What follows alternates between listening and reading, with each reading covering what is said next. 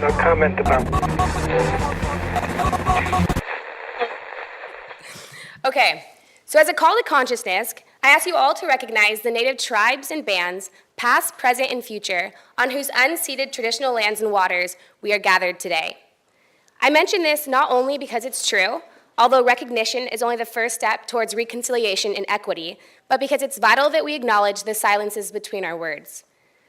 That same systemic silence infuses this event in the topic of police violence.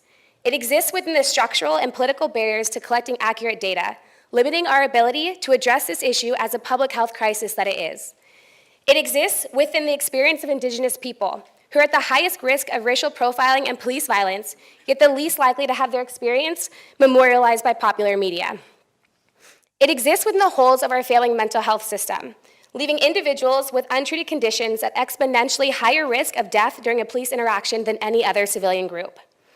It exists within the sexual harassment of women of color, the abuse and misconduct against LGBTQ people, and the very definition of reasonable force.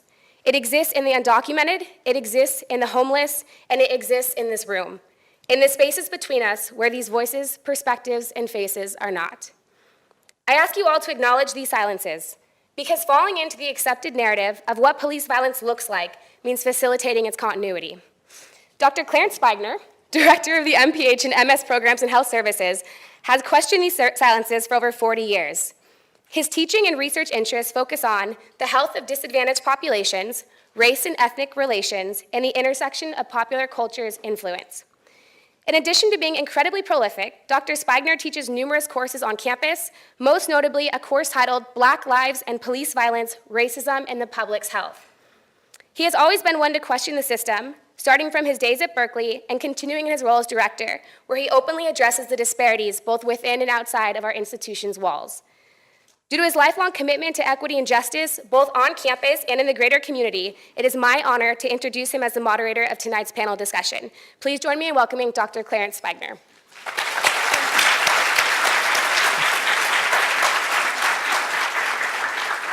I hope you're around for my eulogy. That's the nicest thing people have said about me. Thank you very much for that. And before we're starting, and is Nakia Isabel here? We'd like to start with a homage to Charleena.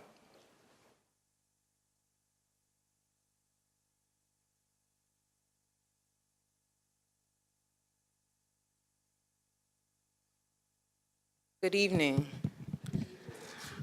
I'm going to do this poem. It's called Charleena Lyles, and I think it's self-explanatory, but thank you to the staff so much for putting this on.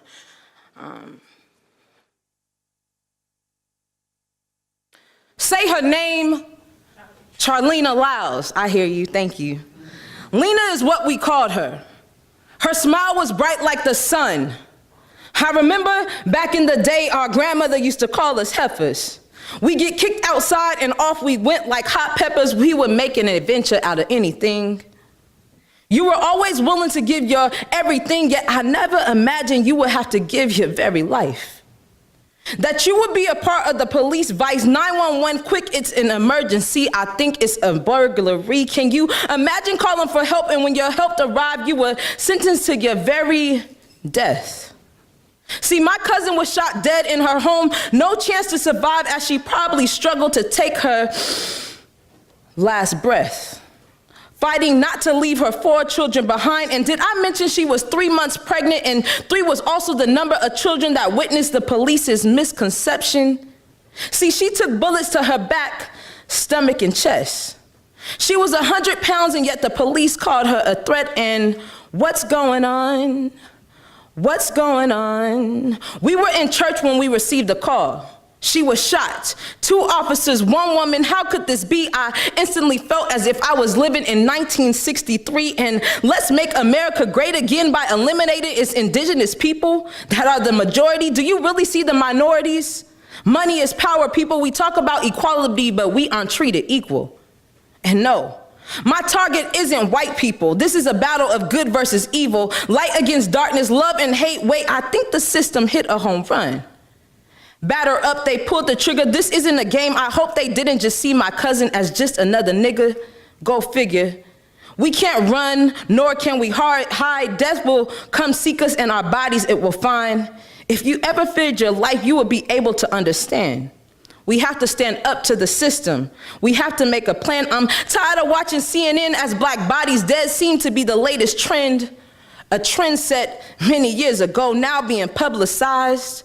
Private institutions invested in unions committed to oppression. Let's dissect the root of racism's conception. All we are asking for is justice. Charleena Lyles, a mother, gone as we give another tally to senseless death. And if you want us to breathe, then do me a favor and stop making us hold our very breath. So let's say her name, Charleena Lyles. Thank you.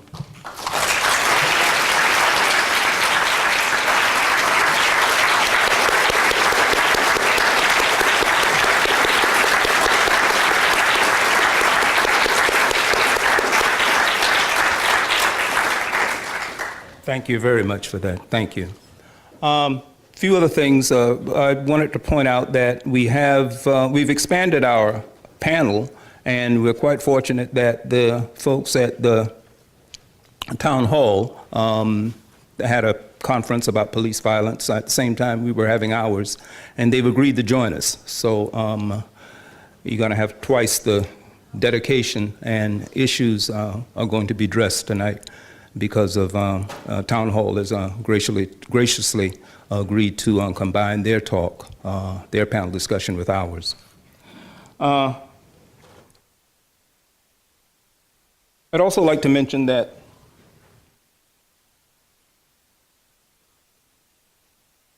we have our tentative schedule here, and I will speak for all the black folks in the audience.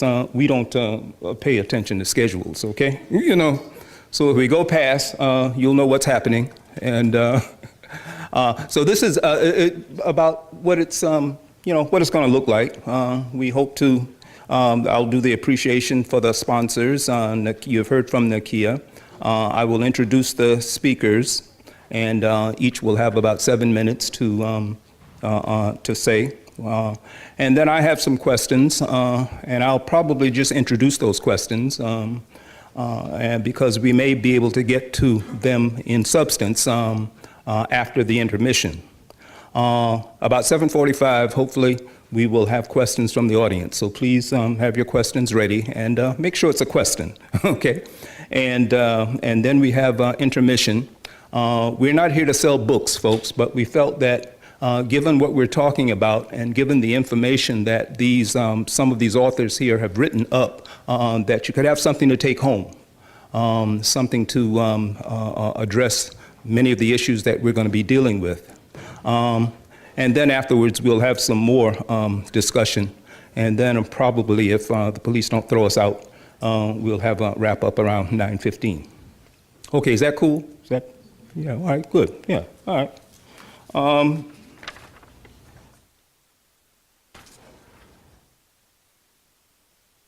I'd like to introduce the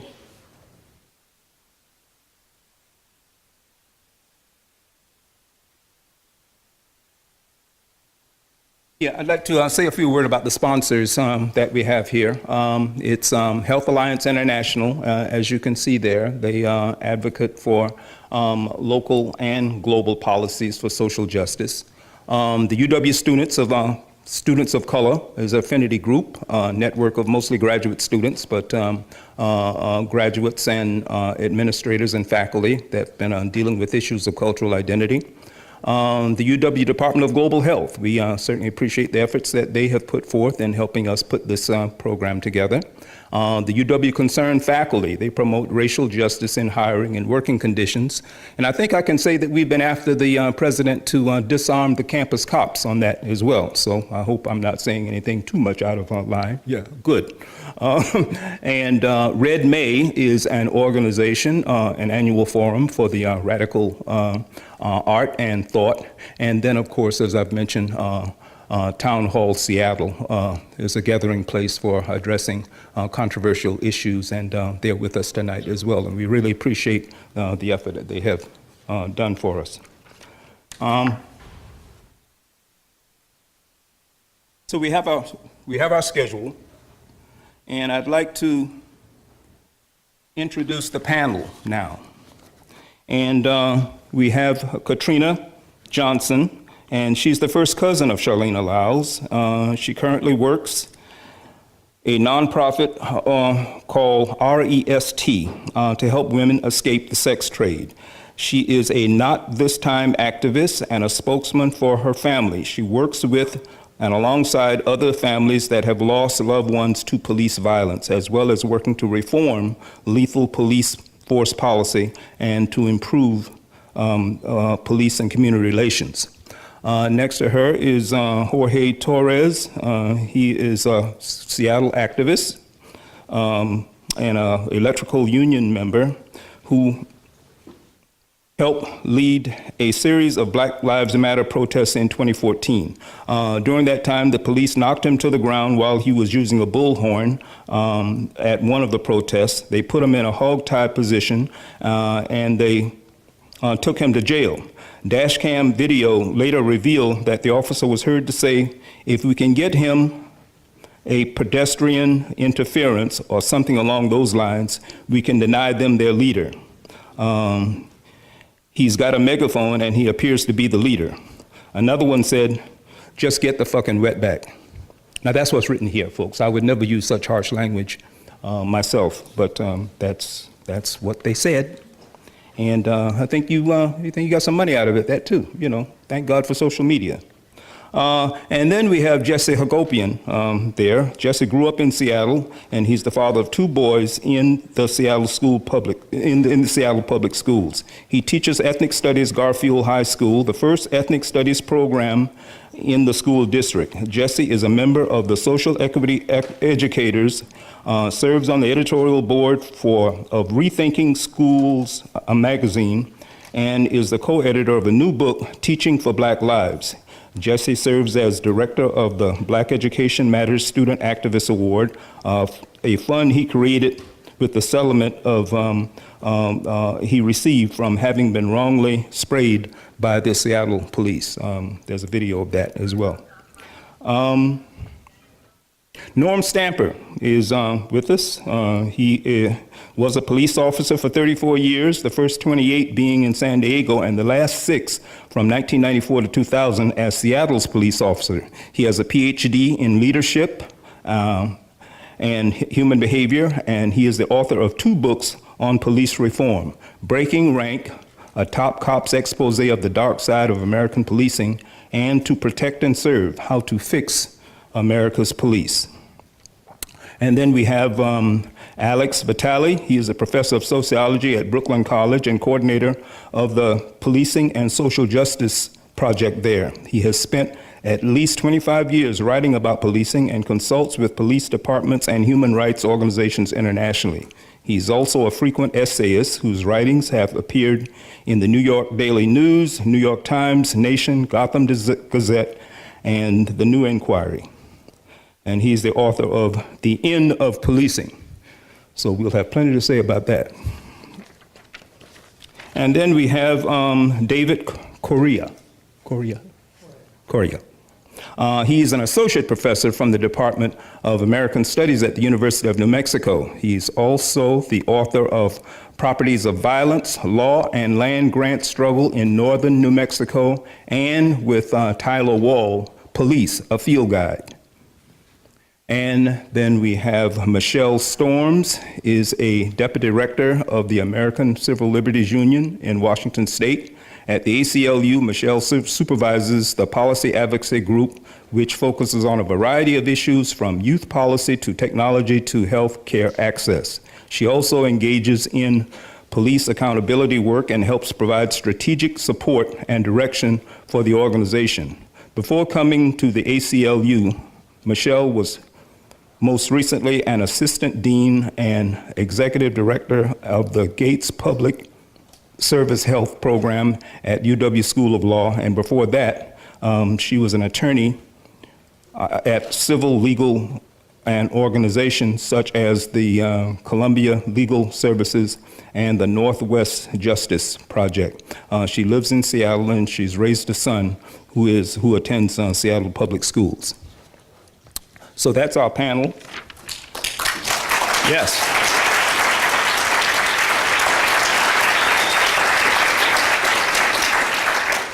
And let's get started.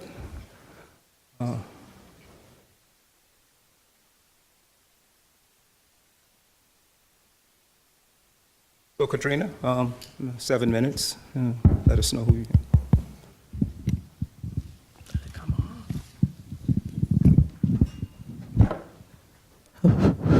Okay.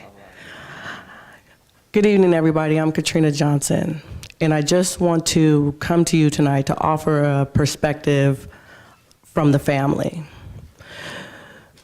Not the one that you hear or see on the news or in the media. For our family, on June 18th, 2017, our family member was gunned down in her home in front of 3 of her 4 children when she called the police for help to report a burglary. And that's all we knew. And from that day, trying to figure out what's true and what's not has been hard enough within itself, because you have to face the police putting out a narrative that dehumanizes and criminalizes your loved one before any investigation even starts. And so it all automatically puts the family on the defense. We are out here trying to grieve, and we are not able to do that because we have to fight. We have to fight to clear her name. We have to fight because she's not that person that's crazy as the media would have you. She was a mom who loved her kids and who doesn't have issues. I have issues. Everybody has issues, but you should not be condemned to your death because you have issues. There isn't a person out here that doesn't have issues. So then you're trying to go up against a system that is designed to keep people oppressed. And within that, you're trying to seek justice, but there is no justice in that system unless the whole system is dismantled and rebuilt.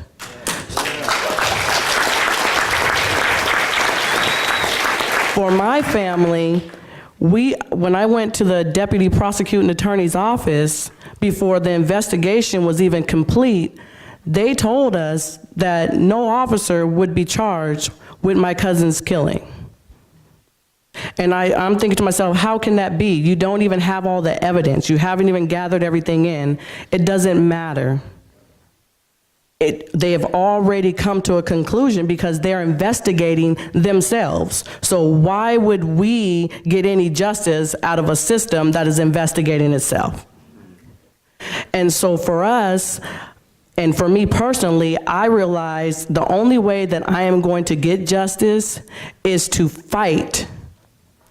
And to fight for policy changes, police reform. And so I got behind Initiative I-940 for police accountability, because without accountability, you have nothing. They will continue to kill our loved ones, and blood will continue to be spilled in the streets unless we all get together. Even though it's not happening in your community right now, you are not immune to it coming to your community. It's not a white thing, it's not a black thing, it's everybody. Anybody is subject to be killed by the police, whether woman, child, black, or white, because they do not have accountability. And until we decide that we want accountability for everybody, whether you be black or brown or white, then there'll be accountability for nobody. And so my thing is, we have to go within our communities and begin to educate people, and we have to demand change. If your law enforcement isn't doing what you need them to do, well, I guess you better vote for a better mayor. You have to vote for change. You cannot sit there and be upset and be disenfranchised but do nothing about it. You have to want change. You have to vote. You have to let your voice be be heard. Lend your voice to the movement, even though it's not your family member, because the reality is, if nothing changes, it could be your family member next. And this is not a group that you want to be a member of, because the cost is too high.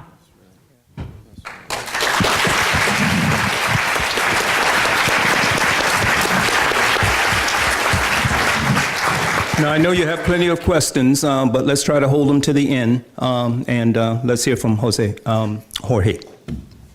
Thank you. I guess I first want to acknowledge that my experience, no matter how traumatic or belittling or just disempowering it was, it definitely is not in the same type of scenario at all as it is to lose a family member.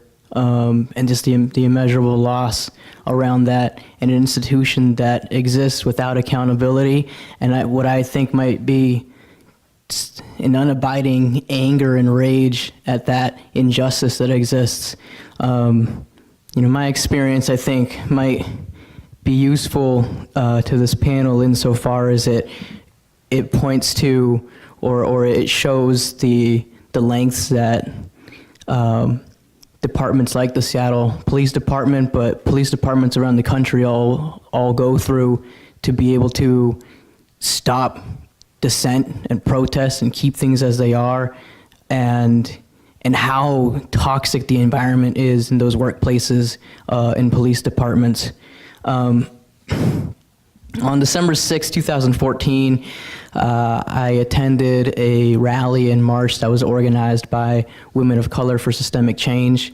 They organized the demonstration because back-to-back we had heard that grand juries refused to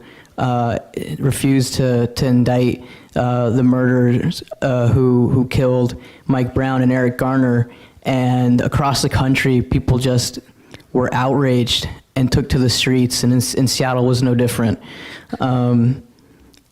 After the demonstration, there were a number of people who still wanted to voice their frustration and still wanted to march and show the city what it felt like to experience this injustice and to see it. And we continued our march throughout the city, throughout downtown. The police kept picking us off one by one throughout the hour that we were marching into the early afternoon, arresting in all 6 people over the course of the march, and I was one of the last ones. As it was said earlier, after my arrest, it was found through discovery from my lawyers that one of the officers who had been describing me talked about how they could put certain types of charges against me to be able to justify taking me down and stopping the demonstration. And then also, as was heard on the dash cam, which you can find online, it says, the officer said, "Just get that fucking web back." And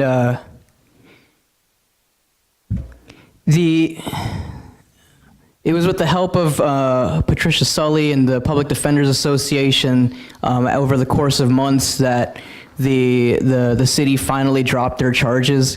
It was really outrageous. We found the report, my arrest report, where the arresting officer Burns describes the day wholly just unprofessionally, a lot of subjectivity, a lot of irrelevant information, sometimes just fabrications about what happened and what was said. But he uses it all to justify my arrest and to justify the 3 recommendations of charges which they gave me, which was pedestrian interference, reckless endangerment, and inciting a riot. Which the city of Seattle realized that was a little too outlandish, and they dropped pretty quickly. But it took a few months for it all to finally be put away. Afterwards, James Bible and the James Bible Law Group approached me. They've been doing fantastic work over the years, and they said that this should not just be let go. I was ready to just accept it as something that just happens, and there's nothing you can do about it. Something that's just par for the course. But folks around me really encouraged me to say, take this on, push back against this, put this on record, let it be known, make sure they take notice. And I'm grateful that they did, because it's been a really, I think, re-empowering experience to be able to know that there are people around me who support this kind of work that we do, who know that we need to be able to hold departments accountable.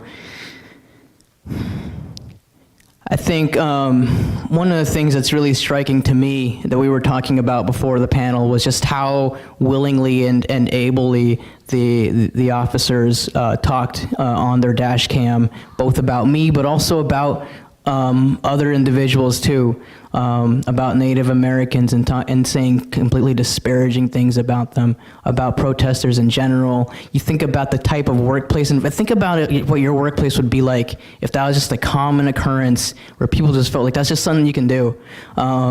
It's just completely, it's completely horrific, especially when you think about the fact that these departments and institutions promote themselves as being there to support the population. It's completely not the case at all.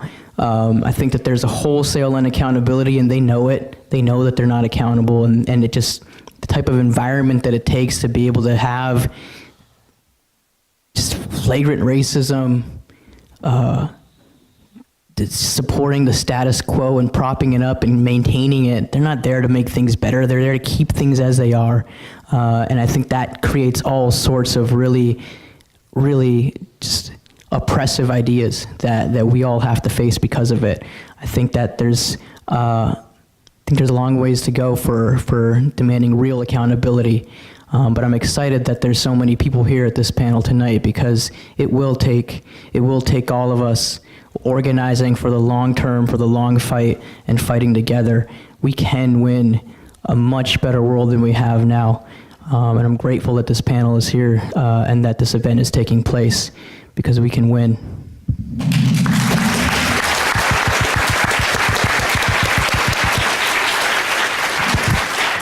Thank you very much, Jorge. I'm sorry. And now Jesse Hagopian, who has the distinction of having been pepper sprayed by the Seattle Police Department. Well, thank you, Jorge. And first, I just want to say condolences to the members of Charleena Lyles' family here. I know as the one-year anniversary approaches, it just gets harder to deal with the trauma. And just know that you have a community here that supports y'all, and we'll do what we can to lift you up as this event gets nearer. And I think we just need to say it plainly, that we have a system of Jim Crow, or we could call it the new Jim Crow policing here in Seattle and around the country, right? Yep. This is a system that's brutalizing Black and brown and Native people, men and women. And I think that you can tell that from looking at the statistics when you see 412 people have been killed already this year by police, right? Almost 1,000 people killed last year alone in the United States by police officers.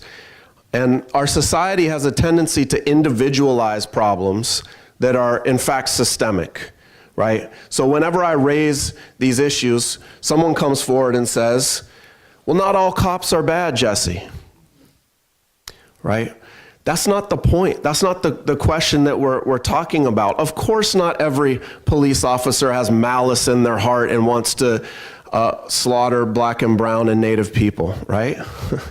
Some of them, I mean, we have people who are realizing the systemic nature of the police and wanting to do something about it. But the problem is the system of policing is organized around brutality, right? It's organized around keeping Black and brown and Native and poor and working class people in line. at all costs. And my experience with the Seattle Police Department illustrates that. We don't have to philosophize about it. Let's just look step by step at what happened.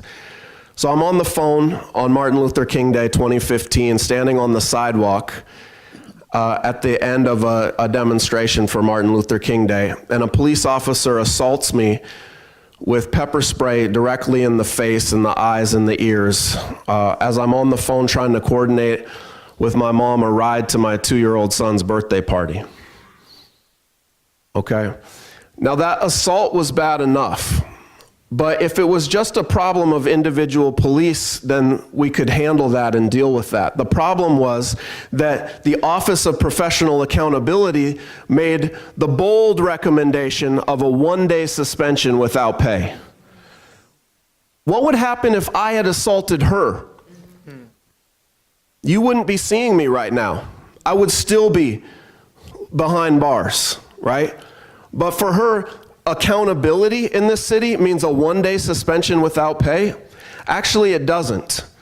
Because the chief of police, Kathleen O'Toole, intervened in my case to make sure that that harsh penalty wasn't carried through. She said that is far too much discipline and erased that from happening.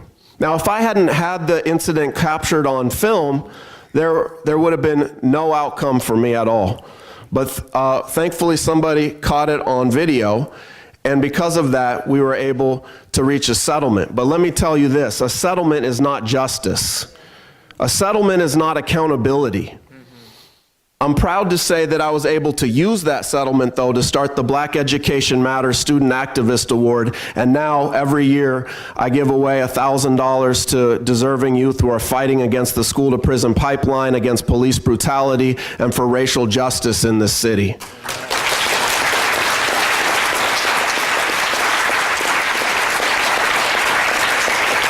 But let me just say, while my case receives some attention in this city and around the country, too often there's so many cases that don't receive any attention, and it especially happens when we're talking about women who are the victims of police brutality, right? And we need to understand that, and that's why I jumped into organizing and supporting the case of Charleena Lyles and fighting for justice. And that's why the night she was killed, I went and reached out to the family to meet you all, to see what we could do to help. And what the first thing I thought we could do was this. Earlier that year, we'd had an event in the schools called Black Lives Matter at School, and we had gotten 3,000 shirts that said Black Lives Matter, hashtag say her name, to the teachers of the Seattle Public Schools. And what we did is in 2 days of Charleena's murder by the police, we were able to get hundreds of teachers to come back to school wearing those shirts in solidarity with Charleena Lyles, which is one of the things I'm most proud of ever having been a part of. Because when you read those despicable, disparaging remarks about her in the newspaper, trying to dehumanize her, trying to say she is outside of our community, that she's not worthy of our love and our respect, right? This changed the narrative. Now they had to talk about her as a mother of kids in the Seattle Public Schools, and the teachers in Seattle were reaching out and embracing her as part of the community. But too many women don't get recognized for the brutality they experience, and we should remember the names of Jacqueline Slayers, a pregnant mother who was shot to death by Tacoma police officers on January 28th, 2016. We should remember before her the name of Renee Davis, a 23-year-old pregnant mother who was a Native American woman who was 5 months pregnant and killed by 2 King County Sheriff's Office officers in a Muckleshoot Indian Reservation. We should remember the name of Malika Brooks. I just learned about her a couple weeks ago. She's a 33-year-old pregnant woman, and she was driving her 11-year-old kid to school in Seattle in a November morning when a police officer stopped her, gave her a ticket, and told her to sign the ticket. Well, she didn't want to sign the ticket because she thought that would be an admission of guilt. So the officer deemed her combative, like they did to Sandra Bland. And this officer tased her several times, her pregnant body lurching so hard she fell out of the car, right? And I just want to recommend to everybody that you read this book, Invisible No More. It's called Police Violence Against Black Women and Women of Color, that traces the history of this police violence from slavery through Jim Crow till today against black and brown bodies that too often go unnoticed. And I just want to end by saying that these experiences show that I wasn't just assaulted by a specific officer. And these women weren't just assaulted by a specific officer. They were assaulted by a system of policing that is completely out of control. And we need to, I think, as Katrina said, we need a complete dismantling of this system. And I think an immediate fight that we need to look at is a total disarming of the police department to stop this what's really mass murder of communities of color in this country. Thank you.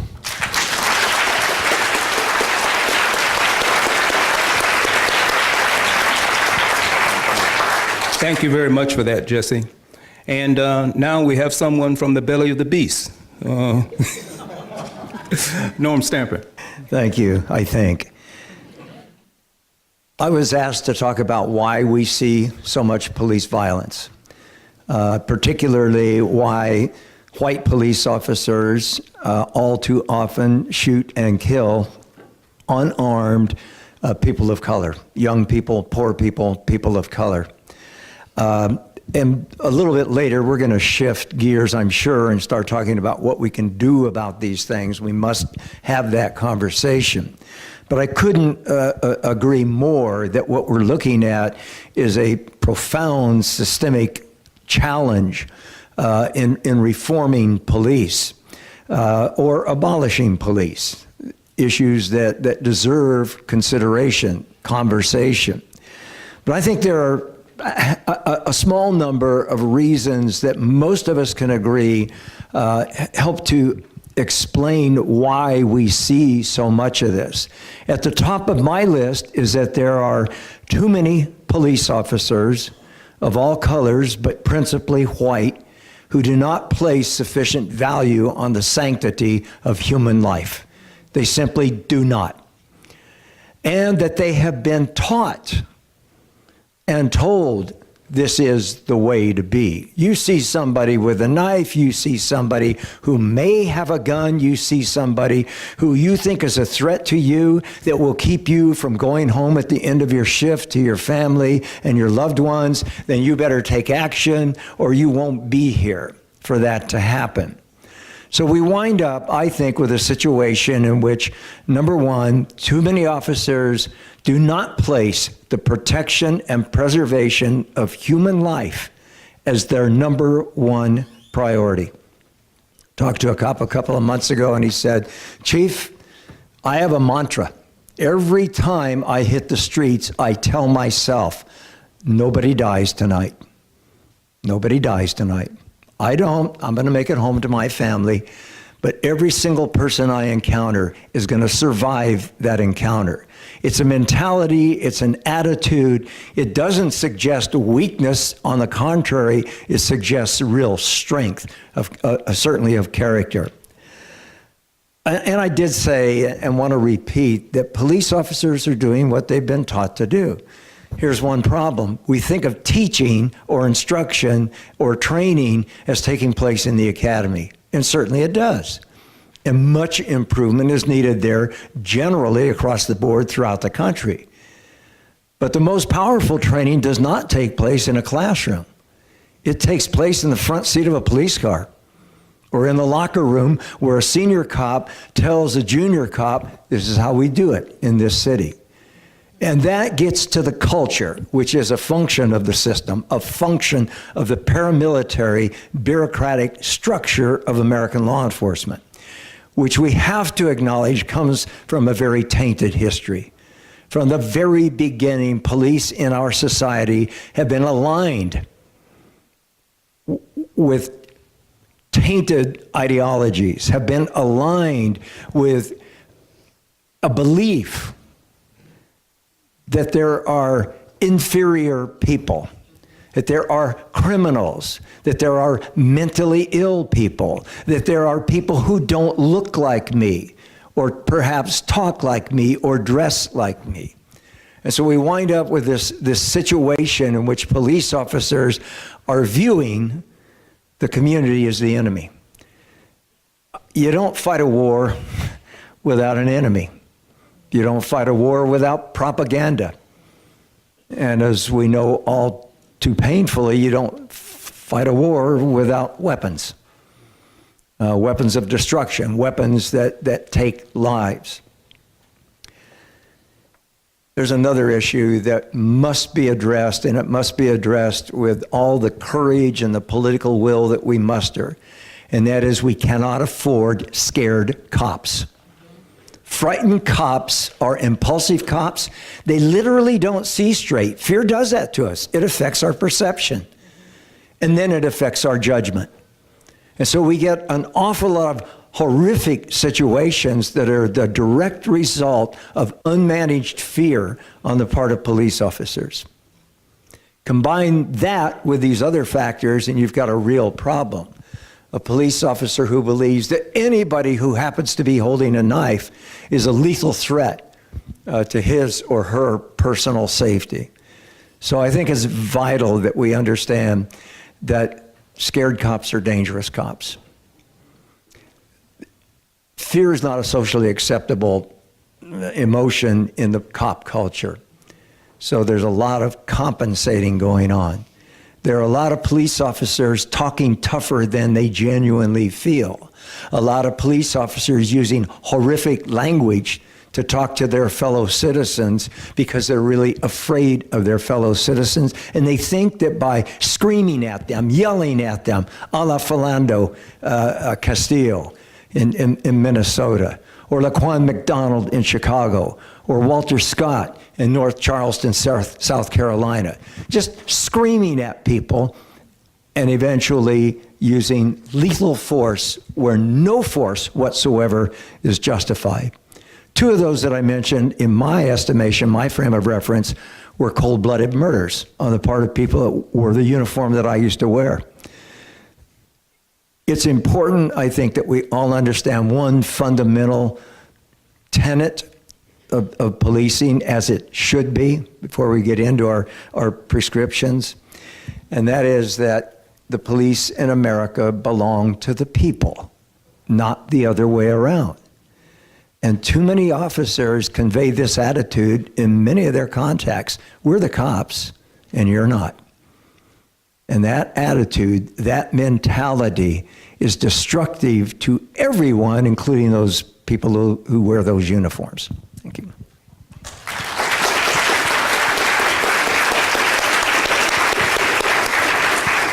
Thank you very much, Norm. And now we'll hear from Alex Vitale, the East Coast. Thank you. And I want to say that I'm just thrilled to be here in Seattle and have some friends in the audience. This is my first time out here, and super appreciation to the Red May folks who facilitated my being here. So it's very inspiring to hear the fight back, but it's also, you know, very moving, the reason that we have to be here, and we should always keep that balance in mind. And when I think about the fight back, and I see the fight back happening here and all across the country, I'm traveling all across the country, and I've been doing this work for almost 30 years, and I've seen a lot of cycles of egregious police abuse, community mobilization, some reforms, demobilization, and then more police abuse, and the cycle continues, and we don't always do a very good job of breaking out it. So we've got to ask some tough questions about what do we mean by police reform? Yeah, we want to see police officers held accountable, but what does that mean? What would that really look like? Everyone was so excited when the DA in Baltimore indicted those officers. We're going to get some justice. Did we get any justice? Did any police officers go to jail? Did policing in Baltimore change in any meaningful way? No, it did not. No, it did not.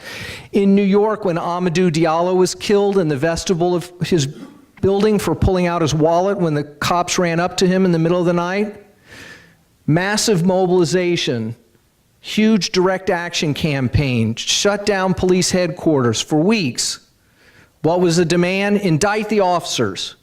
They were indicted, found not guilty. Nothing changed. The movement was demobilized.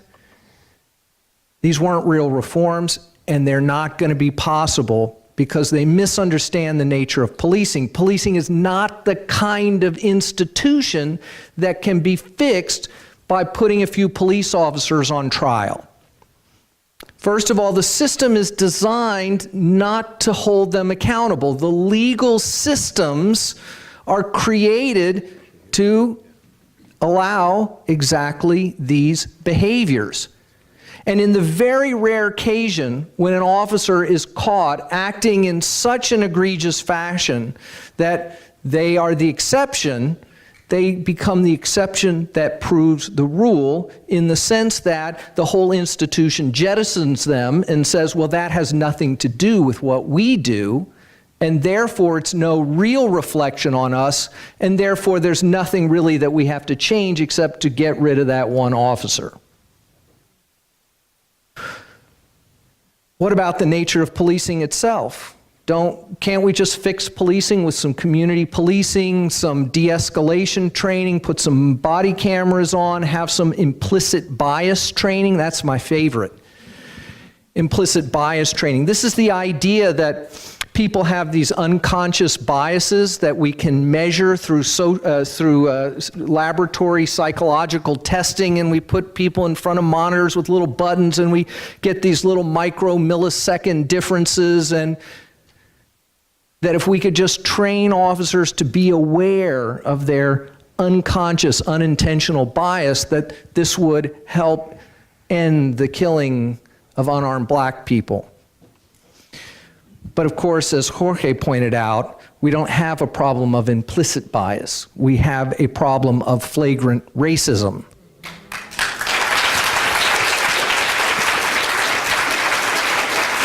Now, this is not, so that when we look for racism in American policing, we sure find it. When we see the emails, when we get access to the chat rooms, right? When we find the white supremacist tattoos underneath the uniforms, that stuff is all out there and there's nothing implicit about it. But this does not mean that all police officers have to be thought of as racist individuals, because that's just clearly not true. I've spent a career working with police officers, and it's just not true. And in a place like New York, a majority of police officers are non-white. In Washington, D.C., in Baltimore, in Detroit, in Philadelphia, but no one's holding up those police departments as models of perfect policing with no problems of racialized policing, because it's not about just the bias of an individual police officer. It's about the fundamental mission that we've given the police. Implicit bias is the perfect liberal solution to the problems of policing, because it allows politicians to say they're doing something about the race problem in a way that no one is responsible for. It was all a big misunderstanding. I know you didn't mean it. It was an accident. And could you please not kill any more black people and we'll all be much happier. Thank you very much. No, the problems of racism are about the mission we've given police. A totally professional, unbiased, community-driven, low-level drug arrest is still going to ruin someone's life for no damn good reason.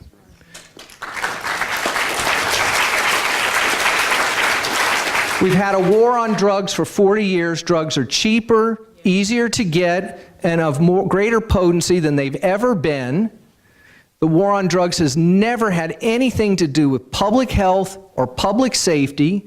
It's about a cynical, toxic politics of race, the mobilization of white fear and resentment through the lens of a moralistic crusade around drugs that just drives overdoses, death, mass criminalization. So if we want to do something about the problems of policing, we need to quit tinkering with technocratic fixes like body cameras. And we need to ask why we've turned every problem in our communities over to the police to solve. Or perhaps more importantly, why we've allowed our elected officials to frame every problem in our communities as a problem that can only be solved by policing. That's the real issue.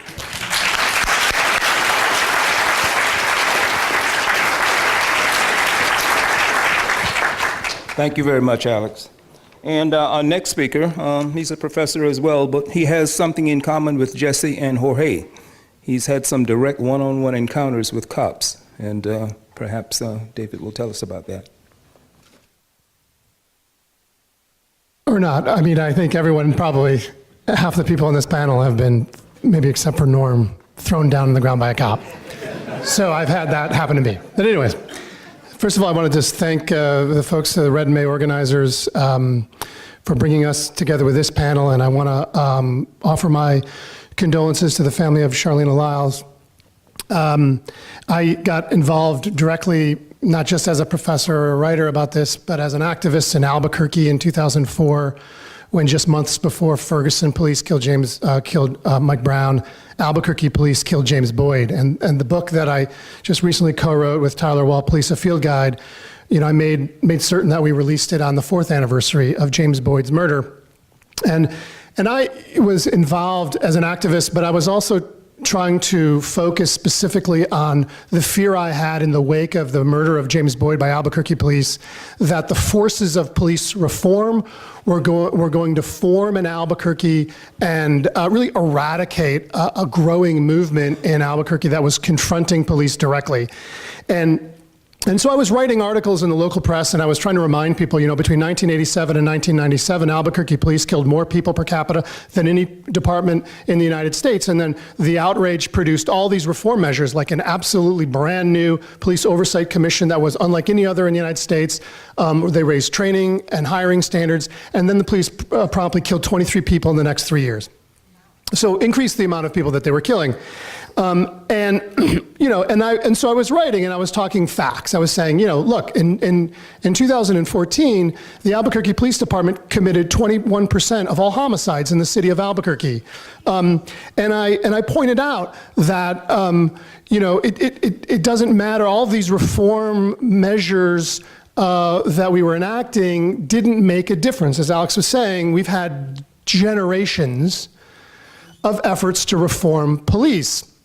And then I started to think, what is it exactly that makes police reform so compelling as an option when all empirical evidence demonstrates that it doesn't actually transform police?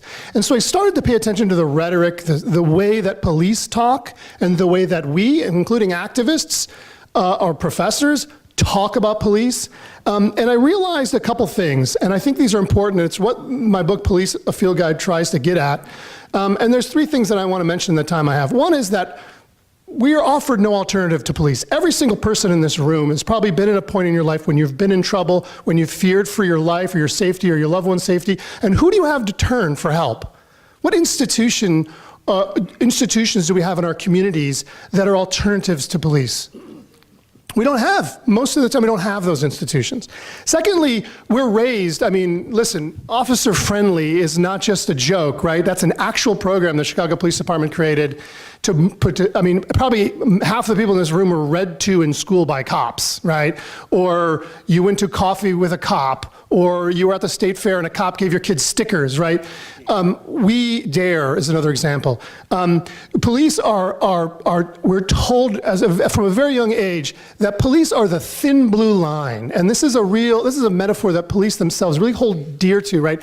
And it's an important one. What is the thin blue line, right? It is police, and it is a line between civilization and savagery.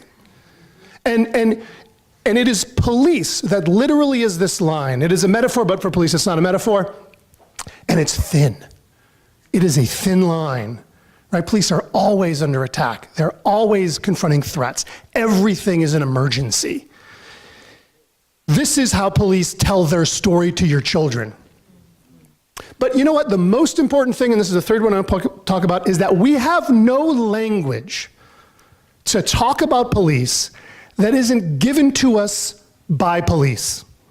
Police don't just patrol our streets, they patrol the language we have to talk about cops. Every single one of us in here has a cop in our head, right? That we have to fight against, that wants to see every person as a possible threat, that wants to conceive of every possible circumstance as an emergency, right? So it's a language that law endorses and that explains situations that we've talked about on this panel. Why doesn't that cop get arrested? Why don't they get fired from the force? Because that cop is the only cop capable of identifying who's a threat, what's a threat, what is an emergency. They have the discretion to make all of those decisions. It doesn't matter if you have a weapon. If the cop thinks you have a weapon, that's the lawful decision by the cop. So what do we do then? Because if we are using a language that cops give us to talk about alternatives to cops, the road leads us to more cops. It's not an accident that every police reform process in every city I've ever looked at results in more cops. More cops, more weapons, more equipment, more cops. Why is that? Because we don't have that language, and so we need to start our own language. And so the book attempts to pull back the curtain and explain to you, what does discretion really mean? What is a body cavity search if not state rape? Yeah. Right? What do cops think justified means? What does unarmed mean when a cop says it? Right? And how might we actually redefine these words and these concepts in a way that gives us collectively a language to talk about real alternatives to policing that have nothing to do about police reform? Because police reform is not about cops. Police reform is about you, right? Police reform is an effort to restore legitimacy in police in times of crisis, and you are the problem because you don't trust the cops. It's your lack of faith in police that constitutes the crisis for police. And police reform is the solution to your lack of faith in police. So when we talk about police reform, we're talking in a language that serves the interest of the institution that guarantees the inequality and racism we've been talking about today on this panel. That's what police reform is about.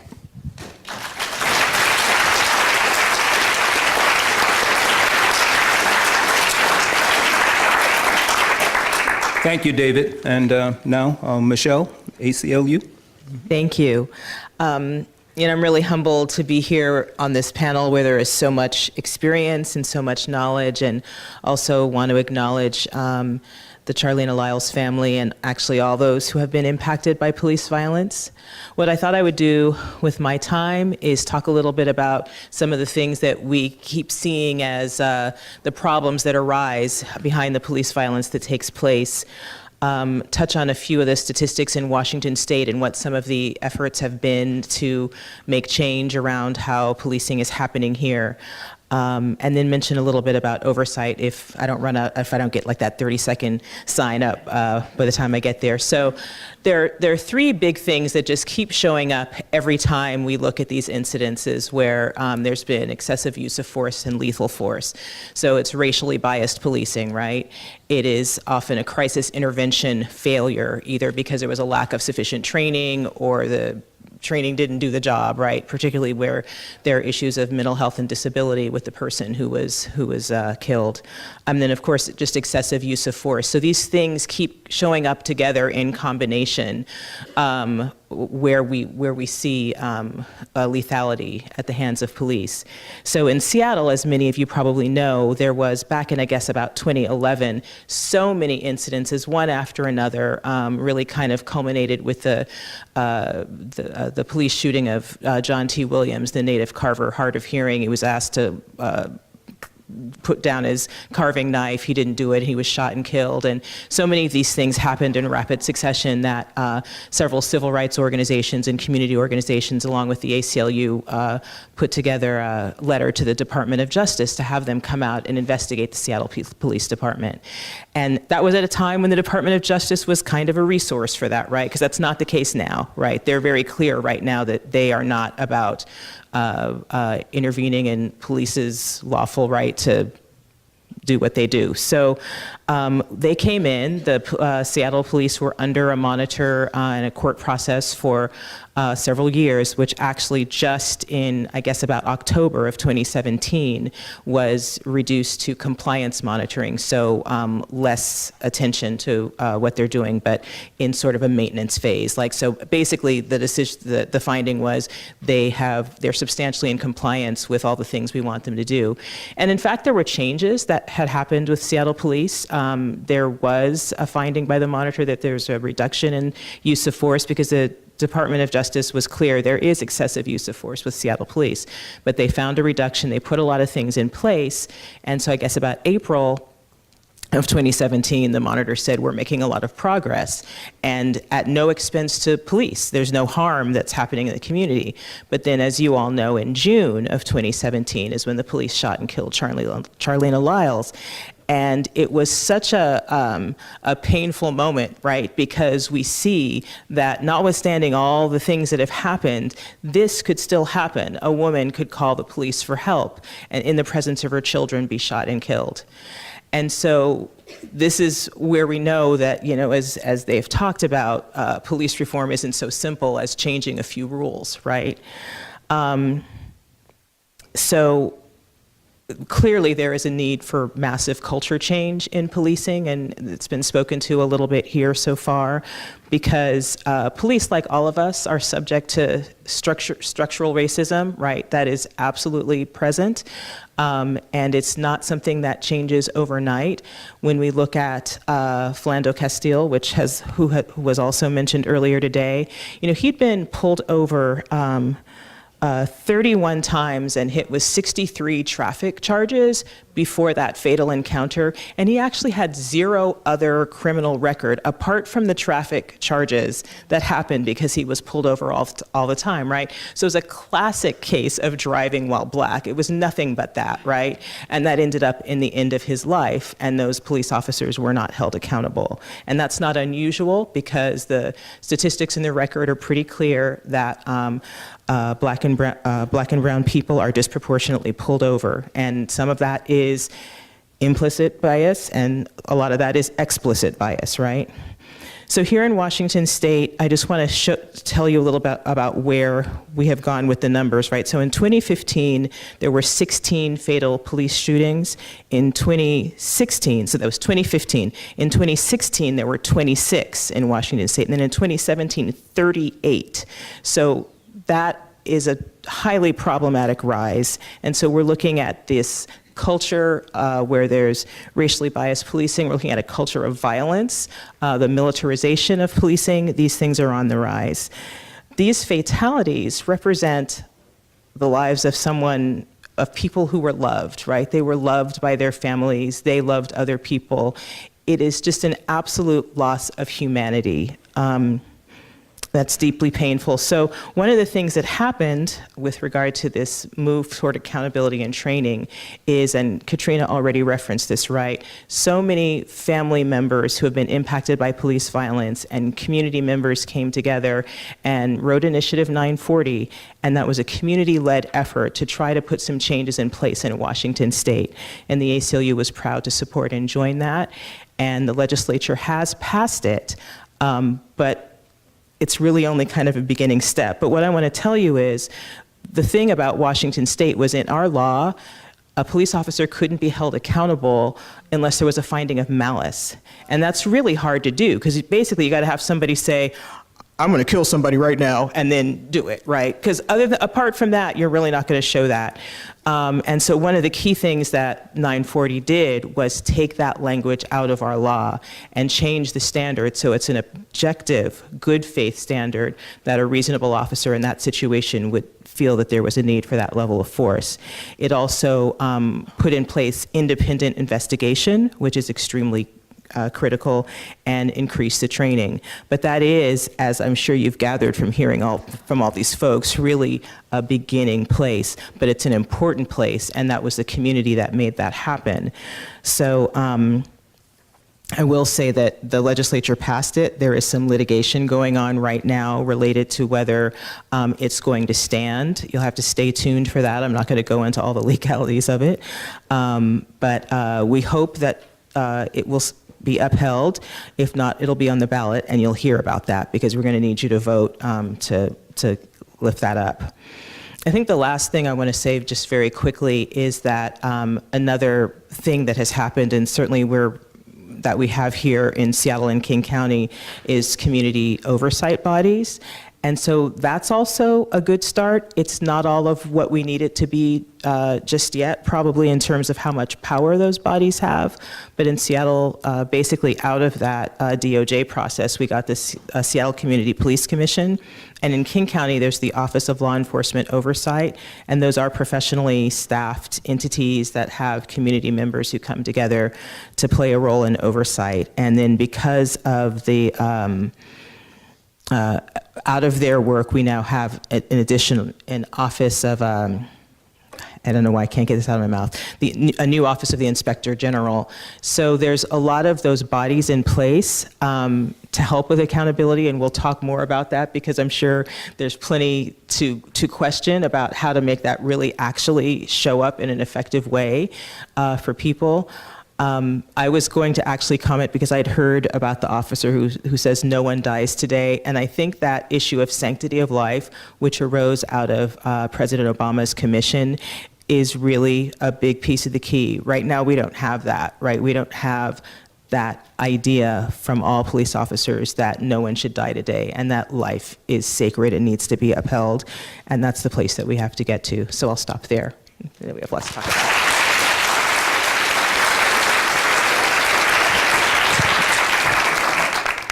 Thank you very much, Michelle. I would be remiss in my duties if I went on with my questions to you. So I'm just going to pose some open-ended questions, and we'll deal with my questions later. I want to really open it up to you to ask our panel questions. Then we'll have a break, and then we'll come back for some of these more open-ended questions. But let me share the questions with you now.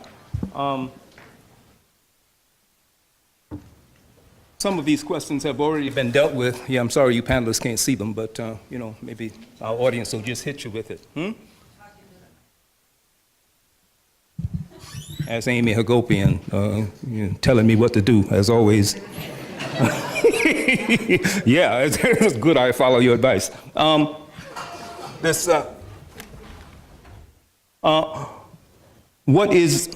What is the workplace culture that accounts for the high number of police shootings? And here we have a picture here of John T. Williams, who in 2010, if the term murder applies, it certainly happened to him. Anyone who sees that videotape of him just walking with his carving knife, crossing the street, the officer gets out of his car, comes, asks him, drop the knife, and I think, maybe 2 or 3 seconds later, gunshots ring out. And I don't know, this cop might still be around. He might not be on, he's certainly not on Seattle PD, but you know, like priests who abuse children, it's probably someplace else doing the same thing. So that's a question that I hope we can get into some detail later on and get the response from our panelists. Another question is, how can we hold police agencies more accountable? Again, I read Norm's book, and he's got some stuff in there. But some of the questions that our other panelists have mentioned, they're probably a bit more cynical about it, and rightfully so. They've been studying it as well. So hopefully we can have some discussions about that. Just how do we hold police officers accountable? Another question is, why is it that the truth doesn't come out until the videos are made public? Yeah, this is a scene, you can hardly see it, but this is the Laquan McDonald killing. And it was only through a Freedom of Information Act that a journalist decided to go chase after this tape that the police had, and that's the only reason that came out, when the guy shot Laquan 16 times. And a question that's been raised here as well, why is it that mental illness is such a factor in police violence? How could that be dealt with better? And of course, it doesn't take a genius to realize that why do you send somebody out with a gun to deal with someone who has a mental illness? The cops don't know how to deal with mental illness, okay? But they've got guns, so. Also, this has been brought up as well by our panelists, the war on drugs. You know, Nixon started that back in the 70s, and it's still with us. And Michelle Alexander has dealt with that in her book, The New Jim Crow, and that's been mentioned up here as well. So this whole business of the war on drugs, and that is why we're killing people, and the militarization of the police, as I'm sure all of our panelists know about, and we see, because we've got campus cops walking around with guns. Why do they need guns on a college campus? I don't know, except to harass black males, because on every college campus where we've had guns, black males are usually been the ones who get accosted by the cops. And here's one that I know Jesse's going to deal with. So what about the school to prison pipeline?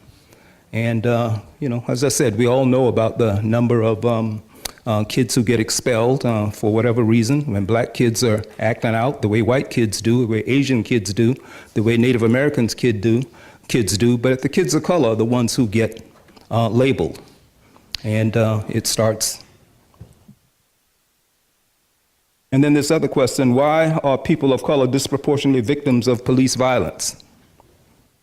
And again, maybe this goes back to the slave patrols. I don't know, but, well, I do know. But, yeah, this is a question hopefully we can talk about. And then this one, why has Seattle, the little bubble of progressive liberal politics, been particularly hard hit by police violence? I want you to know that it was Amy who wrote this question, okay? It wasn't me. I agree with the question, but but I came up with the picture. Yeah, it's those sisters who confronted Bernie Sanders, and what did the liberals do? They got all upset. Oh my God, why, you know, this is Seattle, you can't do that. And thank God for the sisters who, and they're the ones who've been leading the charge, interestingly enough, to really call Seattle out. And so hopefully we can have some discussions about that. But now, questions from the audience, and yeah, these folks are ready to go. Yes, sir. Hi. In New York City, there's a... So I'm obviously quite aware with that campaign, and then they've got a presence in New York City. And on the one hand, it lays bare just how inadequate the many levels of police accountability we already have are. We have a Civilian Complaint Review Board, we have an Office of Inspector General, we have an Anti-Corruption Commission, we have an Internal Affairs Division. They don't work. Unfortunately, it is my view that this will not be effective either. There's very little evidence to support these kinds of initiatives. But more importantly, is this the right way to expend our political capital? Wouldn't it be better to use our political capital to reduce the scope and power of policing by ending the war on drugs, by ending broken windows policing, by getting police out of our schools, by creating mental health infrastructure so that we don't get the police when we call for help? These are the real progressive reforms that actually build up communities, build up individuals, and reduce our need for policing, because I think policing is largely impervious to the kinds of changes that we want.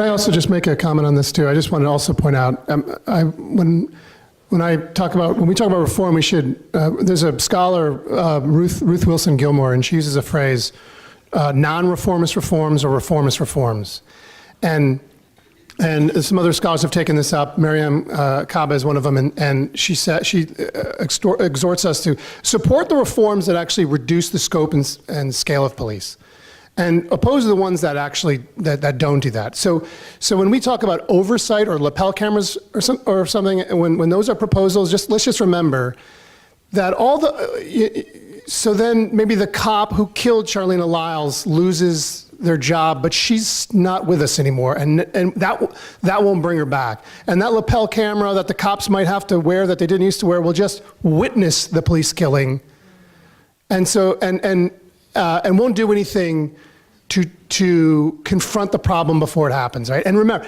the lapel camera and police oversight contribute to this. They come out of a logic that tells us that police, there might be some problem to police, but they're perfectible. They're always perfectible. Police are always on this path to perfection, and we just have to help them along that path. And if something happens, well, it's just a few bad apples. Maybe that lapel camera will train them how to do it better, right? Because they're on their way to perfection. But what we actually get in practice is just more information about what happened rather than how to stop it.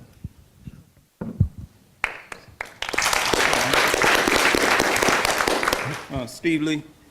Hi, my name is Steve Lee. I'm with the International Socialist Organization. And first of all, I want to say thank you so much to the panel. It was a fantastic presentation by everybody.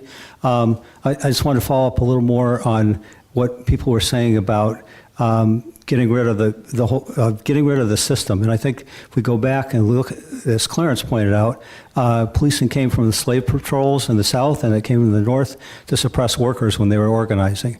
And it seems like that is a fundamental system, so that led the Black Panther Party to believe that the police were an occupation army in the black community. And I would contend that they were right about that, and that the police are actually an occupation army in every community, especially the black community. So that we need to, and I agree that we don't need the reforms that help the police or make people more amenable to police, but we need the reforms that weaken them. Just let me throw out a couple more and see what the panelists think. Whenever there's a lawsuit and the city is fined for police brutality, that money should come directly out of the police budget, not out of the city budget. Jesse's idea of disarming the police, I think, is a great idea. And firing the police on the first instance of brutality or racism. So those are just a few ideas that would help weaken the hold of the police on society.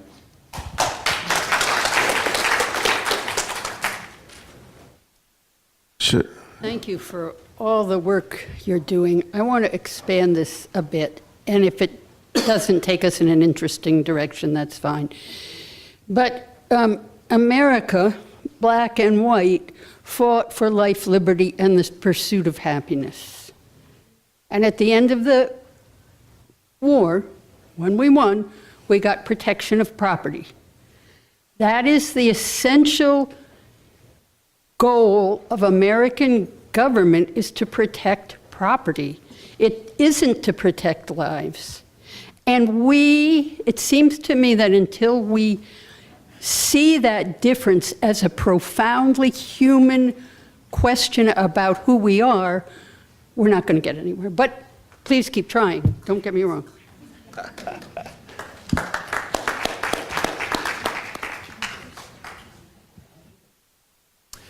Hi, I'm Stephen Bizruchka, and I would like to ask the panel a question to consider a more upstream cause for police brutality. I think the situation with police brutality in this country is worse than the other rich countries. We also have the biggest gap between the rich and the poor, and there's displaced aggression by police officers. They're mostly not PhDs out on the beat. They're relatively low status people in society. And given the choice, they want to put other people below them down. We have, out of the three richest people in this country, two live a stone's throw from here.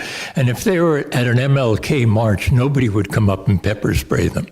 So I want the panel to consider if our huge inequality is in fact the upstream source of the police brutality.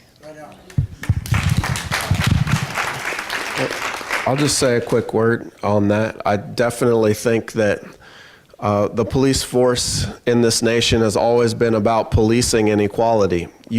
Today we have 5 people on the planet that have the same amount of wealth as the bottom 3.5 billion people, right? 5 people have as much as half the planet. That doesn't just happen magically. How do you end up with that sort of unequal distribution of resources? You have to police that. You have to have a way to maintain that inequality. Otherwise, it doesn't just happen naturally, right? And that just gets me to the last point I want to make, that I think there's a political aspect to policing. I think that the disastrous war on drugs that's really a war on black and brown communities was a reaction to the civil rights movement. Right? So, in fact, when people got together and tried to organize to bring down the structures of Jim Crow segregation, and that movement expanded into the North, into the Black Power struggle, to actually look at the fundamental inequalities in this country, that was a threat to the United States government. And you don't have to take it from me. You can read the COINTELPRO documents that my students read today in class, right? That were released, and you can see that COINTELPRO names Martin Luther King as one of the greatest threats to America, the Black Panther Party, and anyone else who was trying to combat this inequality. And so what do you do after the civil rights movement no longer, you can't say the N-word openly, right? You have to hide racism. It's no longer respectable publicly. What do? Well, instead of having a war on black people, you have a war on drugs, but in reality, it's the same thing, right? And so that I think is something that we have to keep in mind when we talk about what the solutions are going to be.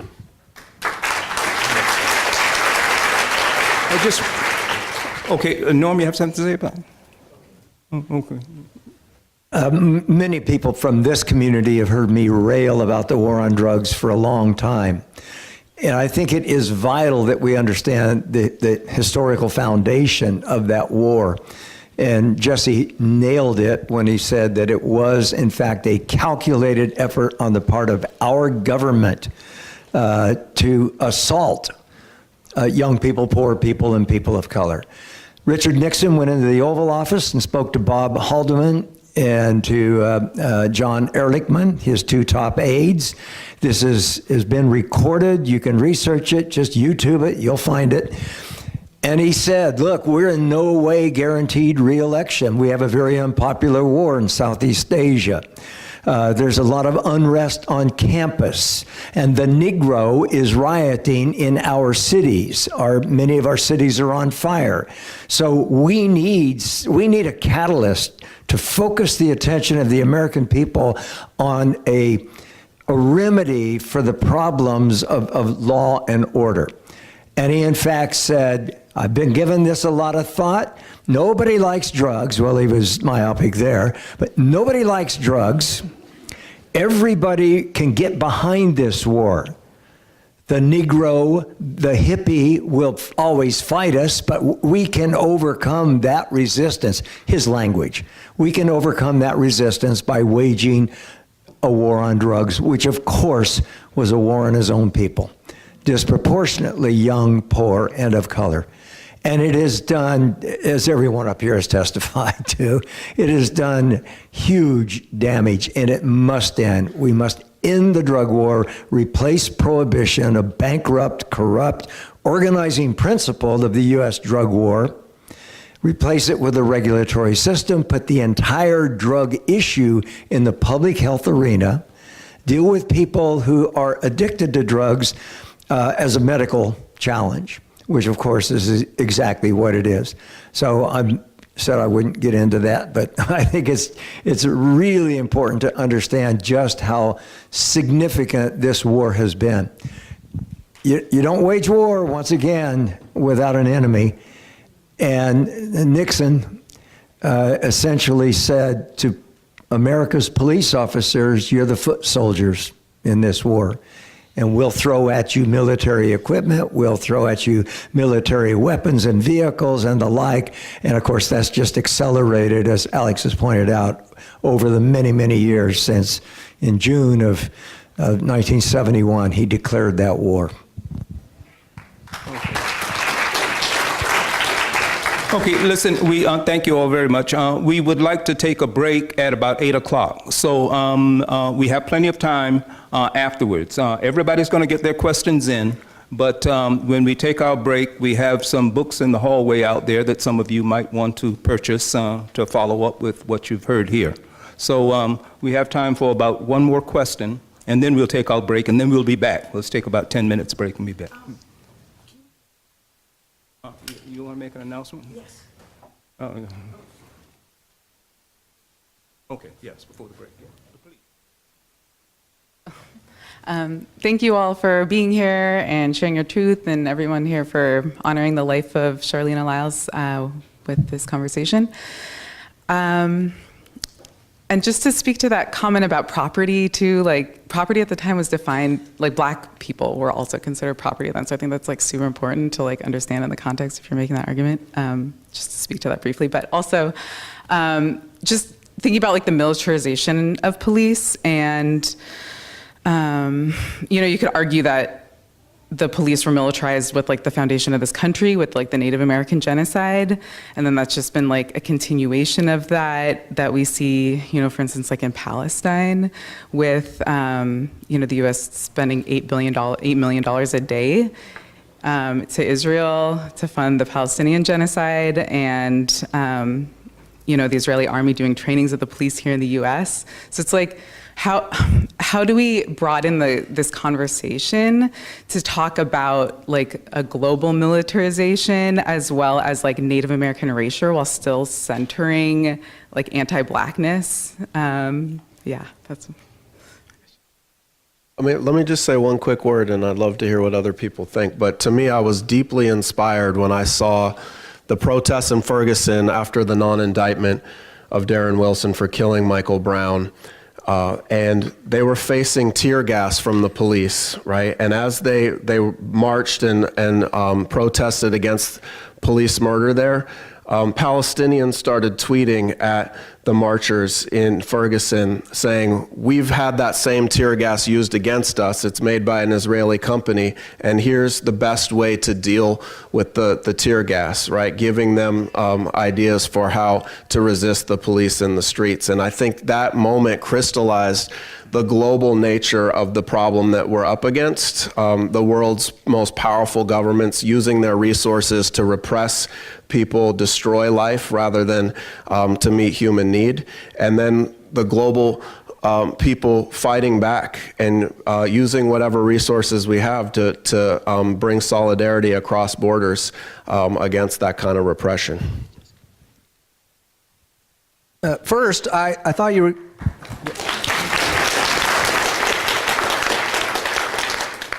First, I thought you were going to ask say something about your T-shirt, so I'll take the opportunity to just mention that, you know, another area of reform that we need to resist is prison and jail reform, and what we see all across the country are efforts to build new jails under the pretext that they'll be more therapeutic, that they will reduce the level of violence in the jail, that they will have diversion programs attached to them. But these are not real reforms. These are reforms that reinforce a logic of carceral control, of punitiveness, of helping people through threatening them. And that's exactly the situation here with the desire by officials, county officials, to build a new youth jail that, again, reinforces this logic. And it's this logic that's at the root of a lot of our problems. This idea that the way we deal with problems is by threatening, controlling, and punishing people. That's, you know, our criminal justice system has become a giant revenge factory.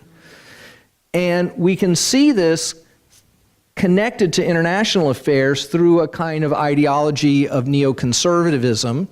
In foreign affairs, it's about adventurous wars and showing everybody who's boss by invading them, threatening them, etc. And at home, we see it through mass occupation of communities, broken windows policing, etc. And I just wanted to, I'll just say one thing about, we hear a lot about policing growing out of slave patrols. Occasionally we hear about labor control, but the other primary driver of the origins of policing is colonialism. The London Metropolitan Police were created by Sir Robert Peel, whose prior job that no one in normal academic circles talks about, his prior job was in charge of the British occupation of Ireland. That's where he develops these ideas. American policing is also derived from colonialism. The Texas Rangers, but also the Pennsylvania State Police, created in 1900, the first state police, are modeled on the U.S. occupation forces in the Philippines in the late 1800s. Direct transfer of personnel, ideas, technology. So these things have always been connected. We knew this in the 60s. We understood the connections between adventurism in Vietnam and repression, counterinsurgency policing here and home, and we've forgotten that history, and we need to relearn it.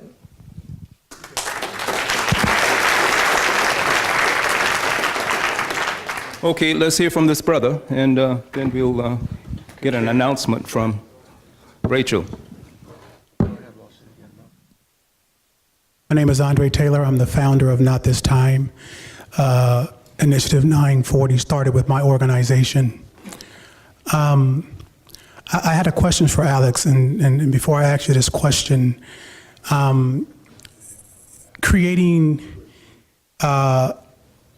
Initiative 940 was a process of community members involving themselves and of natives, black people, Asian Pacific Islanders, and Latinos coming together, something that hasn't been done in the country, which is how we created this largest people of color movement in the history of Washington State to force law enforcement to come to the table because we were winning the narrative fight.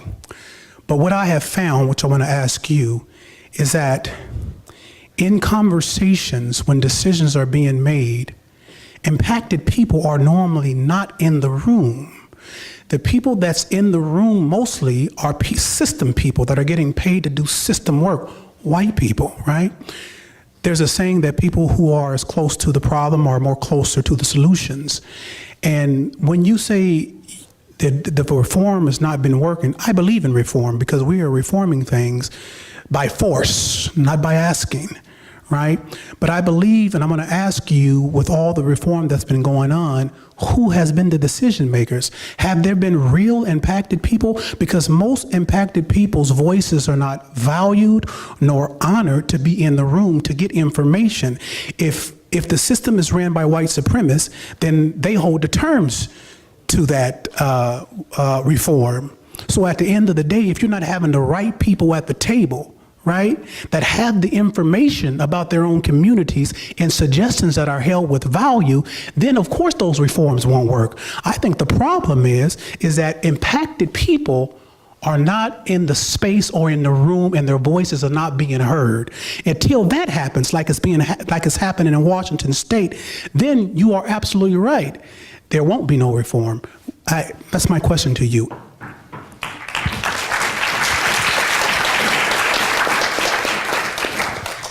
So a lot of people across the country are watching very closely what's happening here. The Civilian Police Commission, law enforcement assistant diversion programs, attempts to create new accountability mechanisms, and everyone's going to be looking to see what the effect of that is. I know that there have been some positive metrics. The number of felony arrests is down significantly here.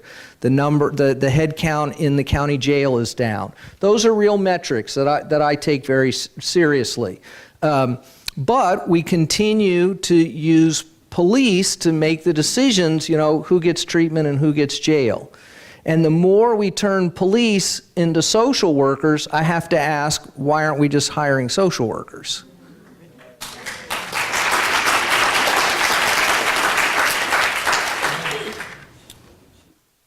you're absolutely right that most of the time police reform is driven by the needs of political officials to get out from under the crisis of legitimacy that they're facing.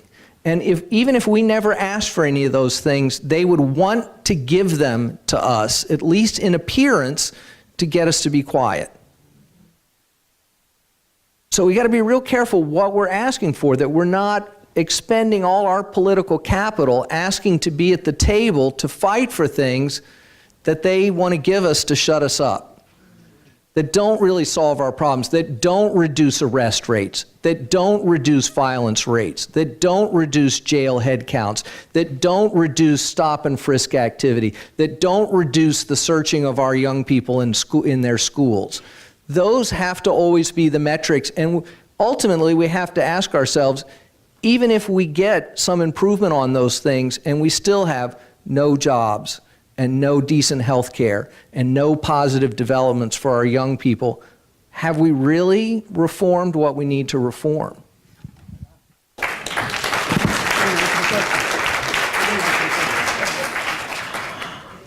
I would like to add a comment to that. For me, if we can save one life, it's worth it to me. Everything is not going to happen overnight. We're not going to be able to change a whole system overnight. We have to be able to start somewhere, right? And the fact that they are unaccountable for what they're doing means that in order to make them accountable, you can't just change the policy, right? Because the policy says, if you don't carry your taser that you could have used for Charleena, you get 2 days of suspension. So what it means to me is we have to change the law. And when we change the law, you will be held accountable by the law. That might make you carry your taser so that you do not end up in jail, right? Because at the end of the day, police officers are only going to do what they've been trained to do, right? So you want to start here. We have to start way up here. It's rank and file. They're just the rank and file officers. We got to start from the head. And until we deal with the head, then we aren't going to get anywhere. And that's where we have to start with accountability and more training for them. Norm? Oh, yes. Can I cut in? I'm going to have to head out in the second half, so I just wanted to chime in a little bit on one of the questions that came up both in general but also on the board was how to hold police departments accountable. And this might sound like a fantasy, and I might be full of it, and I'm open to persuasion, but I figure since it's Red May, it actually might be food for thought. I think that one of the ways to hold police departments accountable is to go on strike against police violence. Because I think unions, except for the exception of the members of the Seattle Education Association and other teachers unions around the country, by and large, unions are not doing enough to stop police violence and to stop the targeting of black and brown people in this country. I think about, for example, the union that I'm in. I'm embarrassed to say that we are one of a number of different construction unions that are involved in the construction of the new youth jail. And you think about that the membership is building up this institution that will then turn around and imprison some of its members' own children. And unions in general in the construction industry will say it's, it's jobs, it's creating jobs, just like they, some of them have taken a real terrible stance recently around the employee hours tax. But anyway, I digress. I think, going on strike against police violence could mean organizing the building trades unions to say, we're not going to build that jail. It's not going to happen.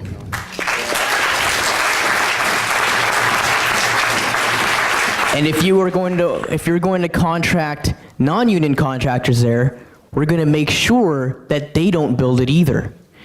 And then you think about what can happen outside of that. and what's changing in the city and the changing of our population, the forcing out of black and brown communities from the city. And you start thinking about what union construction workers can do by saying, we're not going to build another overpriced building until we know that we, our family members, our friends, our community members are going to live in it. It's simply not going to happen. We'll shut down this building boom. We'll shut down the way things are operating in the city. That kind of power that can be harnessed is what I think that can really can pack a punch against police violence and start forcing some accountability.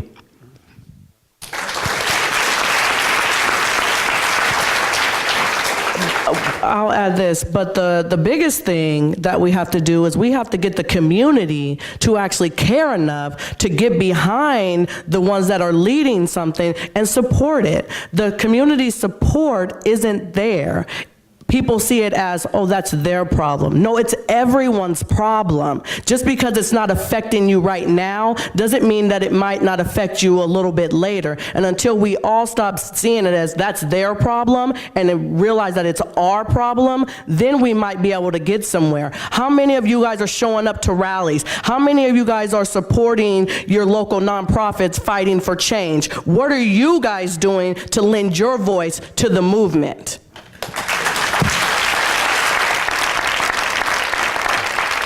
Thank you very much. Norm, you've written a whole book on this because I read it. So you having something to say about this?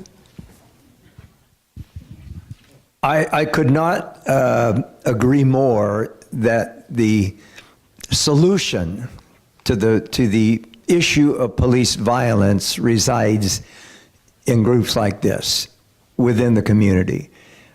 If we are to ever achieve what I call the people's police, the people have got to exert, as Katrina has said and others up here have said, a hell of a lot more clout than we have to date. If we were to look at these waves of reform or ostensible reform and look what they've accomplished, just as Alex was suggesting, I think we'd be appalled at the amount of time and money and energy and good intention on the part of a lot of well-intentioned people. We would realize that we have not gained the kind of progress that's necessary. And I believe that that's not going to happen until we rearrange the way the molecules are organized. Structure produces the culture gives rise to the behavior. We get fixated on the behavior, the individual case, for very good reasons. People are dying, people are hurting. It's understandable that we do that. And in addition to doing that, in addition to holding people accountable for the individual cases, we've got to look at putting the community in the driver's seat when it comes to controlling, regulating, policing. Communities should be involved in all policy making, all program development, all crisis management. The community should be involved in the hiring decision and the firing decision. The community should be involved in supporting independent investigation that Michelle was talking about. So the community, it seems to me, have got to achieve a level of sovereignty that currently just doesn't exist. But there are hopeful signs.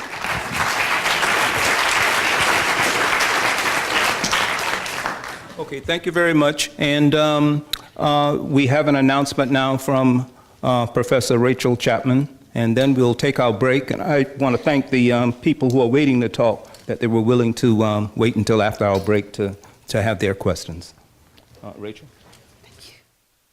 I'm really humbled in the face of this amazing panel and in the presence of Charleena Lyles' family. My condolences go out to you and prayers. As many of you know, University of Washington is like its own city. We have our own police force that doesn't have to answer to anybody. And what, if any of you would like to get involved here on campus, you need to know that there's an organization called Concerned Faculty and another organization working to unionize here at the University of Washington called Faculty Forward. And we're working on two issues that are really important. And we'd like, if you want to get involved, for you to sign up and put your email so that when we get back to organizing, you could be part of that. Faculty, staff, student, community members, anyone is welcome. There are two things that you need to know about the police force, about University of Washington that connects these issues. One is that it is also on our legislation that universities have to buy a certain percentage of their purchasing from prisons. It's in our legislation and it's mandated. We feel that that is such a contradiction that we are in an institution that basically benefits from some of the children of Washington State never getting to college.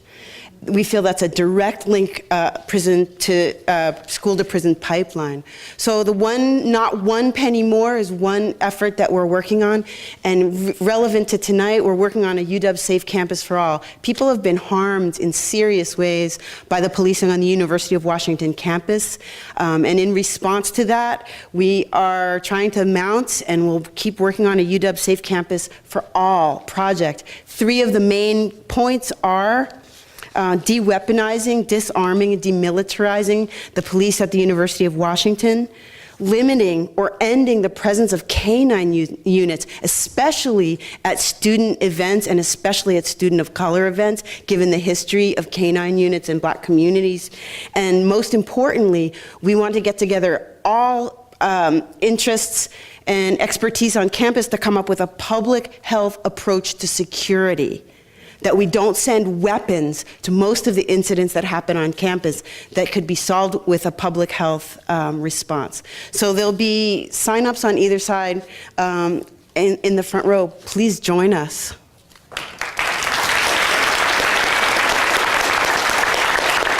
Thank you. So let's take a break and please come back. About 10 minutes. 10-minute break, please. Thank you. Hi, I'm an undergrad here at the UW, and I've always been interested about extreme ideologies.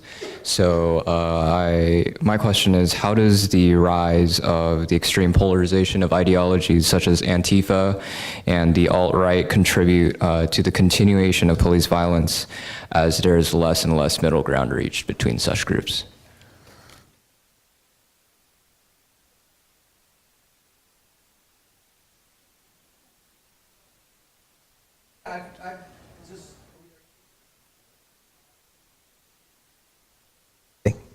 Right, very good. Yes, I've written a little bit about this in the context of the violent conflicts that have happened over the last couple of years. And so this, of course, presents a huge challenge for police because police have to manage these conflicts. And one of the things that most terrifies police is the possibility that a conflict like this is going to break out in an open carry state where then there's like actual shooting of people and then the police are trying to sort out who's armed, right? So we may have worse to come in this direction. And I think, of course, the polarization of views has to do with economic insecurity that people are feeling, and that the existing arrangements don't seem to be working for a lot of people, and so they're looking for solace in these extreme views. And Chapter 10 of the book, Political Policing, talks about the fact that when we don't resolve problems of economic and political inequality through our democratic processes, because our democracy is greatly weakened, then you're going to get more contentious protest and struggle that can break out into violence. So this is a problem of democracy ultimately, not a problem of policing in my view.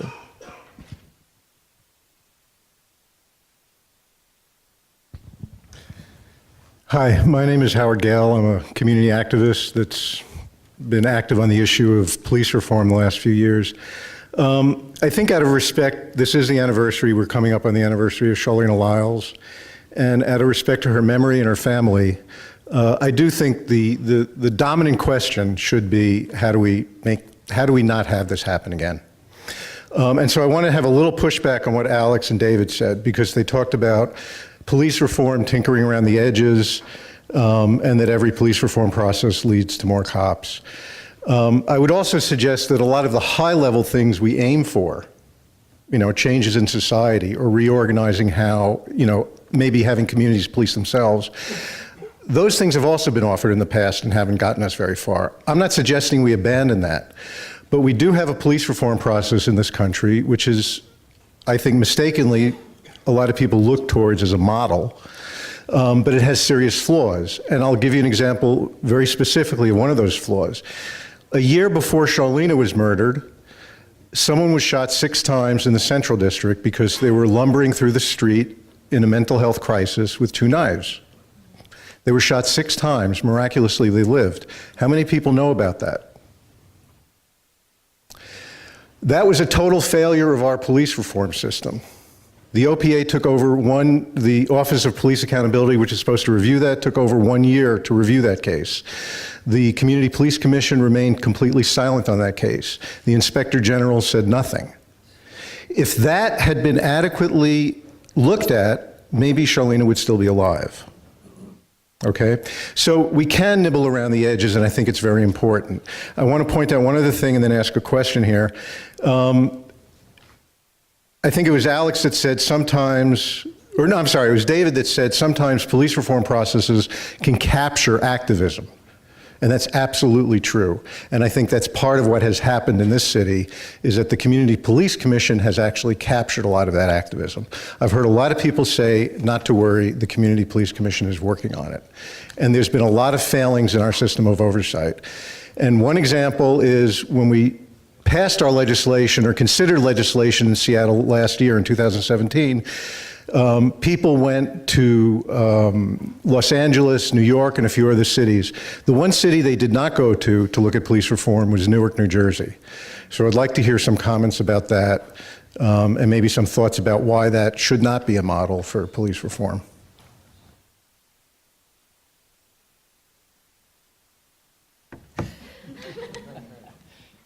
Well, look, I am trying to figure out how to save lives. So let's not have any mistakes about that. And I'm trying to figure these things out in very concrete, empirical ways. Over 1/4 of people killed by police are having a mental health crisis at the time that they are killed. Now, this has generated a lot of discussion about CIT training and the Memphis model. The research is not very good. The Memphis model has shown some positive results. This is when officers are given special training about how to use resources. The Memphis model shows some good results when there's actually an expansion in the availability of community-based mental health resources. When that happens, there's some evidence that there are fewer police use of force and arrest incidents.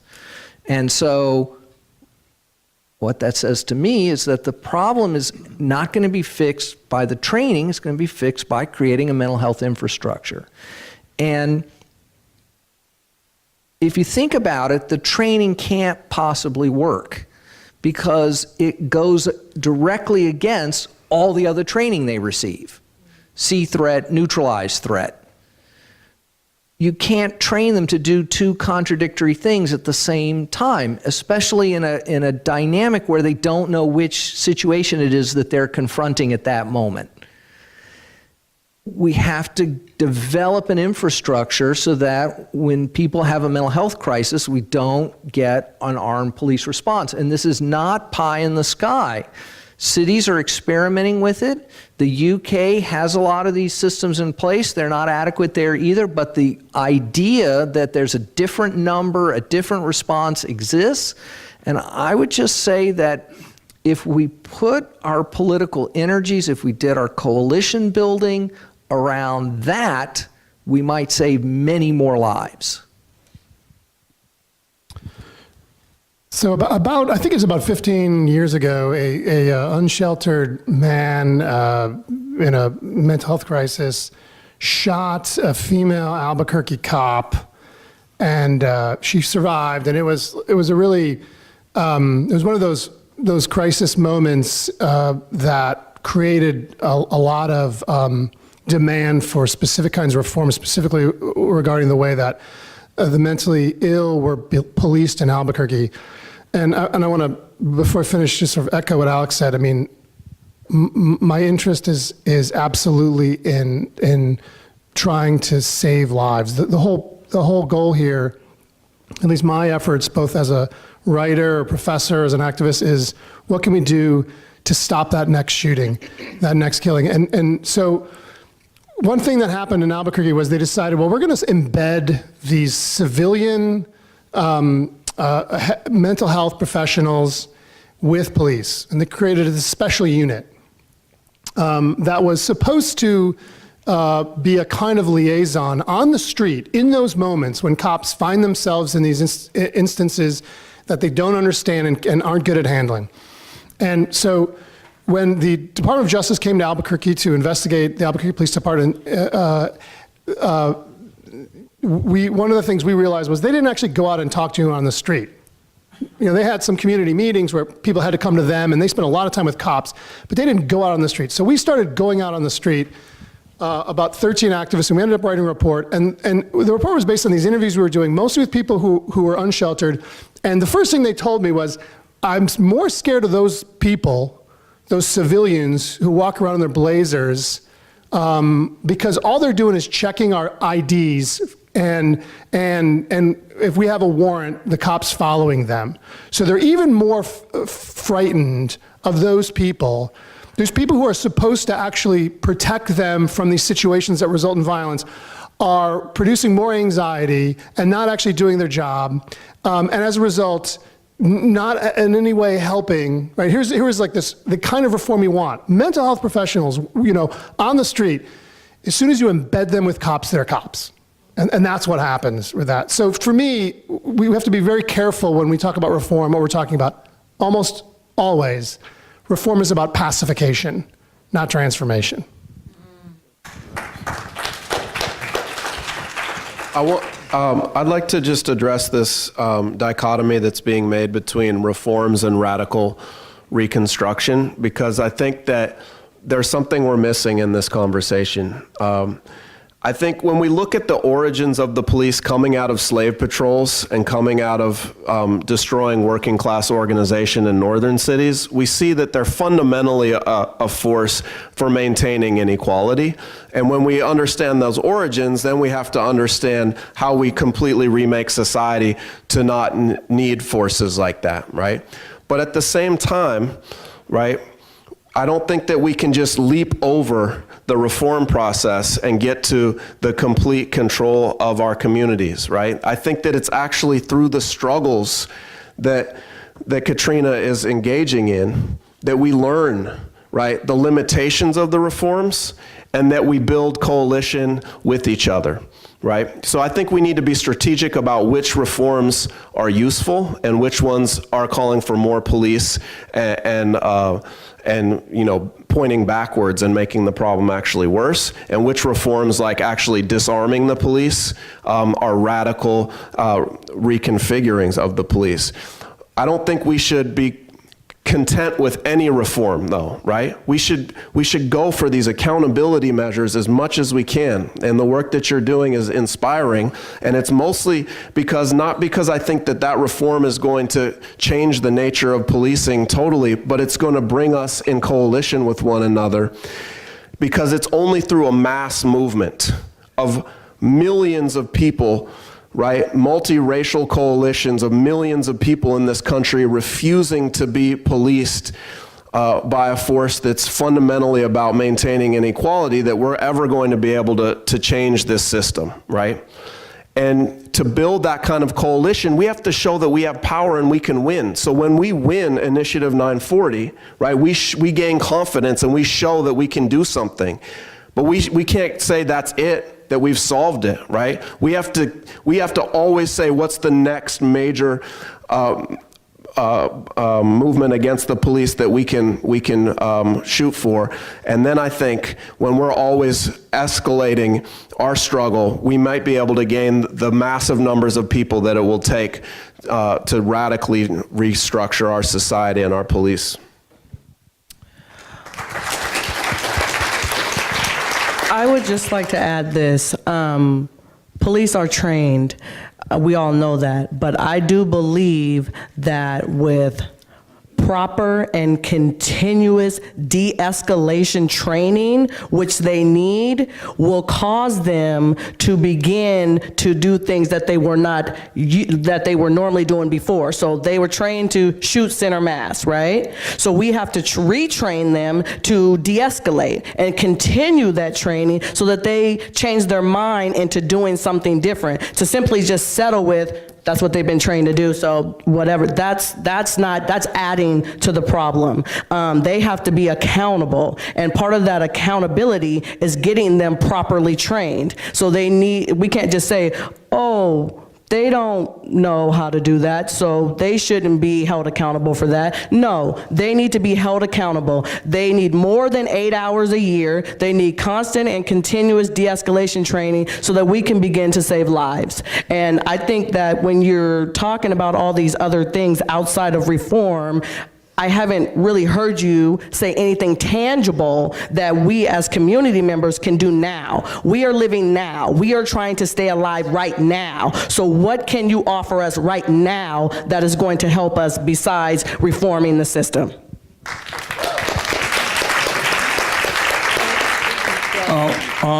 We'd like to get some more questions in, please. I know you have plenty to say. Yes, Michelle. We haven't Hey, heard thank from you. Go I'll ahead. keep it quick. So I just really wanted to amplify on some of the things that Jesse and Katrina said, and also kind of call out something that Andre Taylor added, because one of the key things that has happened in this state, and we're just at the beginning stages of it, so we don't know how it all is going to play out, but it has been that families of the people who've been impacted, who have been in the conversation in a way that it hasn't happened before. And to me, so first of all, that's extremely important. But in addition, anytime you're solving a problem as huge and complex and hundreds of years old as this problem is, you have to have multiple ways that you're attacking it. You have to have the way in which the families are interacting with the system. You have to be looking at the training, and you have to be looking at like what the dismantling of it looks like, right? So but it's not like it's just one of those things that's going to get you there. It's a variety of different approaches. And so I think it's so important that we think about it in that way, because like Katrina said, right now people are trying to save their lives. And so there's an effort that has to happen there. And also quickly, one of the places where I have been doing some work with the ACLU has been in Pasco, where some people here will remember in 2015, Antonio Zambrano was shot and killed when he was having a mental health episode, and he was shot and killed by the police. And the police have made a real commitment to examining what de-escalation looks like. They've changed their policy from like a one-page policy that said, try not to shoot. I'm being facetious, but to a very detailed with graphics, like how does this work? And not just have they changed the policy, but they're really intentionally training on it in a different way than they used to train on it. And of course, time will tell how that all plays out, but that is one element of a response that could make a difference and that could save lives. And so I just wanted to make the point for multiple approaches to get us to where we want to end up. Thanks. First off, I want to thank Charleena and Shay's family for being here tonight. So I'm noticing like two major trends with coming up during this panel, sort of reform and abolition. And I'm kind of skeptical of both paths, to be honest with you. To me, reform, it always kind of has a price tag attached to it. It's like, well, we'll give more optional de-escalation training classes to police and maybe arm them with more tasers, body cams, and some jujitsu classes. And, the abolition question kind of bothers me because, I do think there are truly like antisocial people in this world. I think that there are people who need to be locked up, like Dylan Roof being one of them, You look at the situation where, you have the whole Gamergate thing and you have women calling the FBI with death threats, and they're not doing anything about it. But when an Anaheim police gets some kid to get off his lawn, immediately they have 4 cruisers out front in front of this guy's house. I was here in Red Square on J20 when a comrade was shot here. And we're facing a situation where, Trump and people like him are at the helm of this infrastructure of this national security state, this surveillance carceral state. Norm said that the problem is really the culture, and I'm questioning, what good is it to throw a bunch of bad apples in a barrel, or a bunch of fresh apples in a barrel of bad apples? They're just going to all turn rotten. And so, what role do you think that counter-institutional does counter-institutional power have? Looking back at the history of the Panthers and their community patrols of the police, or even here in Seattle, Q Patrol Seattle, trying to stop hate violence on Capitol Hill. And what ways can we now take power into our own hands instead of relying on potentially fascist, racist police force?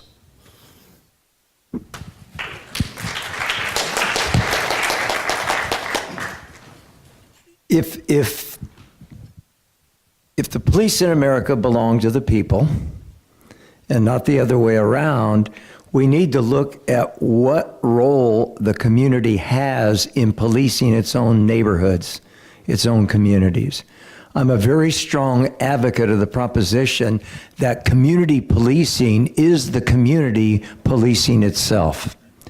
It's the community working to achieve public safety, the community working to achieve an honoring of our civil liberties. It is the community looking to reduce violence of all forms, including police violence. And the leadership of the community in this community police partnership the community's the senior partner, as I see it. So if we are really serious about true community policing, we embrace this notion that the community is here to police itself. I do describe a means by which that can be accomplished, because in a tiny rural community, that's fairly easy theoretically to get our heads wrapped around. It's a lot harder in Seattle or Pittsburgh or New York. It's a lot harder in the big urban cities than it is in smaller communities. But if you stop and think about instances in which the community has actually achieved levels of safety and stability in the neighborhood without sacrificing or compromising people's human rights or their civil liberties, we have examples that we can use. I'll cite one very quickly. The Hillcrest neighborhood of San Diego, where I grew up, is predominantly gay neighborhood. And we experienced a series of very serious gay bashings, people coming up behind individuals, whether they knew their sexual orientation or not, and beating them with pipes and baseball bats. And we concluded, I was a deputy chief at the time, we concluded that it's just a matter of time before somebody gets killed. And in fact, it did happen. A 17-year-old kid had come in from the suburbs to this area of the city to go to one of Starbucks's, first stores in Hillcrest. And 3 skinheads came up behind him, knocked him to the ground, and beat him to death. They also stabbed him. So a week later, there are probably 700 people at a very large gay bar in Hillcrest. And I was giving my usual talk. Well, you don't want to, you don't want to be vigilantes. You want to protect the civil liberties of your fellow citizens. Besides, it's dangerous. These individuals have shown us what they're willing to do. You know, they're just vicious skinheads, neo-Nazis, white supremacists, and they're out to take care of business. So you want to be careful out there. Well, I'm giving this little talk, and from the back of the room, a big buff guy said, "Look, Chief, if you don't catch these bastards, we will." My initial reaction to that was, well, you don't want to take the law into your own hands. You don't want to do this. You don't want to do that. And it occurred to me as I'm formulating my reaction to this guy, whose community are we talking about? Whose laws are we talking about? Whose loved ones are being beaten and in some cases killed? Why would I, as a representative of the government, tell you, a free, an American and an ostensibly free and democratic and pluralistic society, that you can't take the law into your own hands? I'm not talking about an armed George Zimmerman zealotry. I'm talking about citizens who decide, we're not just going to be, we're not going to roll over. We're not going to allow people to come into our neighborhood and terrorize us in this fashion, and worse. And so they formed a citizens patrol, and my question to them is, what can we do to help you? Well, one thing we could do was provide training in personal security. We did that. We also asked if they would be willing to submit to a very cursory background check if they wanted to participate in this, because people had come to us quietly and said, you know, most of the neighbors out here are really great, but this guy's vicious. This guy is going to ruin this experiment, that sort of thing. So we actually, with the community's consent, conducted NCIC, National Crime Information Center checks. And a week into the patrols, driving their own personal cars, in their own, civilian dress, they saw these three guys moving in on a potential victim, and they did exactly the right thing. They didn't intervene, they called us. We swooped in, we hooked up these three guys, put them in the backseat of a caged police car, and drove them to jail. Shortly thereafter, each of the three was convicted of first-degree murder. Each of the three was sent to prison.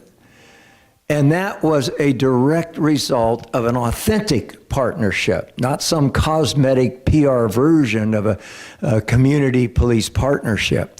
The community was truly in the driver's seat, and we were asking our residents, what can we do to help? So I think there are some concrete things that we can do in the interest of public safety.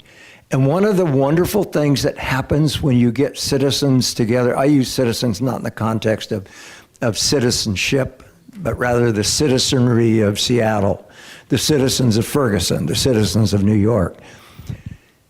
What if you interact with people who are different? I shouldn't say you. If we interact with people who are different from us, with a common vision, a common goal, things happen. When I was doing my doctoral studies, I was in desperate search of a statement that would say exactly that scientifically, and I found it in an obscure little journal. People who spend time together begin to see things in common, and they begin to appreciate one another. And it's not some touchy-feely phenomenon that I'm talking about.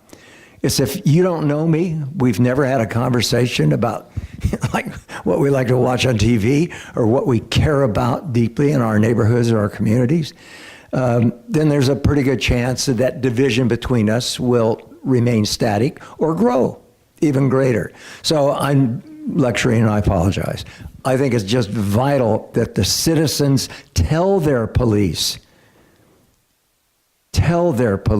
you do not have the right to make independent, arbitrary, unilateral decisions anymore on our behalf. We are going to be participating fully with you on those kinds of issues, and we are the senior partners in this partnership. That's the way it should be in a society like ours. Alex, I can see you're itching to get the mic. Could you keep it brief, please? Because we like to get some more questions in. Thank you. But that was a huge amount to respond to. So we want to imagine this police-community partnership, but how many people think police should be the primary agency to deal with problems related to drugs? How many people think police should be the primary agency to deal with problems of school discipline? How many people think police should be the primary agency to respond to people in mental health crises? How many people think policing should be in charge of regulating sex work? How many people think police should be the primary agency to deal with youth in crisis when they're beefing with each other and they're trying to figure out how to get to school safely? But this is what police do. This is the vast majority of what they do. Now, the things that can't be resolved in other ways, communal violence perhaps, armed bank robbers. Okay, maybe we need some force that's capable of dealing with that. This to me is an empirical question. I don't use the word abolition once in my book. So there's a kind of mischaracterization of my views going on, I think, to some degree. And if there are reforms that help us reduce the burden of policing on people, I'm all for them. Like, get the cops out of the schools and put in some counselors and restorative justice practices. This is not pie in the sky. We don't need nicer school police. We don't need better trained school police. We don't need school police to be mentors. We need no school police. It's a terrible idea. So it's not that I'm against reform or against accountability. It's what form does it take and what relief do we really get as a result? Next question. Hello. I want to first say thank you to the Lyles family and the Taylor family for being here tonight, and to Katrina in particular, and to you in particular for continually saying it can happen to any of us. It can be any of our neighborhoods. I live in a neighborhood nearby where Charleena was shot, and I spent that night in June crying on the front steps of my porch with my neighbors, wondering, I live next to a school, when is this going to happen to us?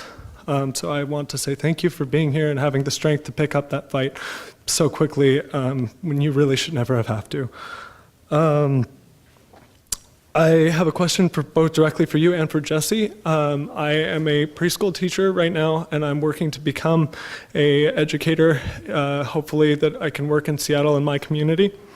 As somebody working to eventually teach in Seattle, what initiatives and programs are currently in place for educators to learn about and kind of discuss these problems of violence against marginalized communities, both direct police action and also as systematic forms of oppression? Is this currently a major focus in liberal Seattle? Is that something that they're focusing on? And if so, what resources and forums are there for educators in different capacities, from special education to preschool to science education, and not just our history and our literature teachers? And then I also wanted to ask Katrina, as somebody who lives in the neighborhood nearby, what can I be doing in my group of neighborhoods that I know people care about these things? What can I be doing directly to reach out to them and form my stronger community to prevent this sort of thing from happening again? Thank you. I think that the message that you probably need to convey in your community is get involved.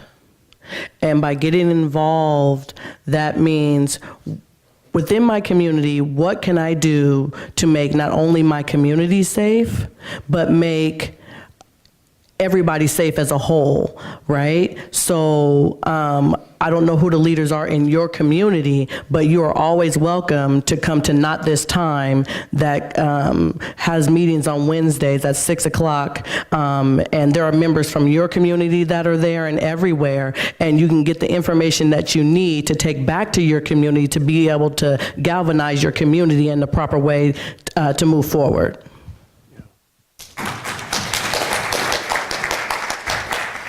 In terms of education policy around these issues we've been talking about tonight, they're severely lacking.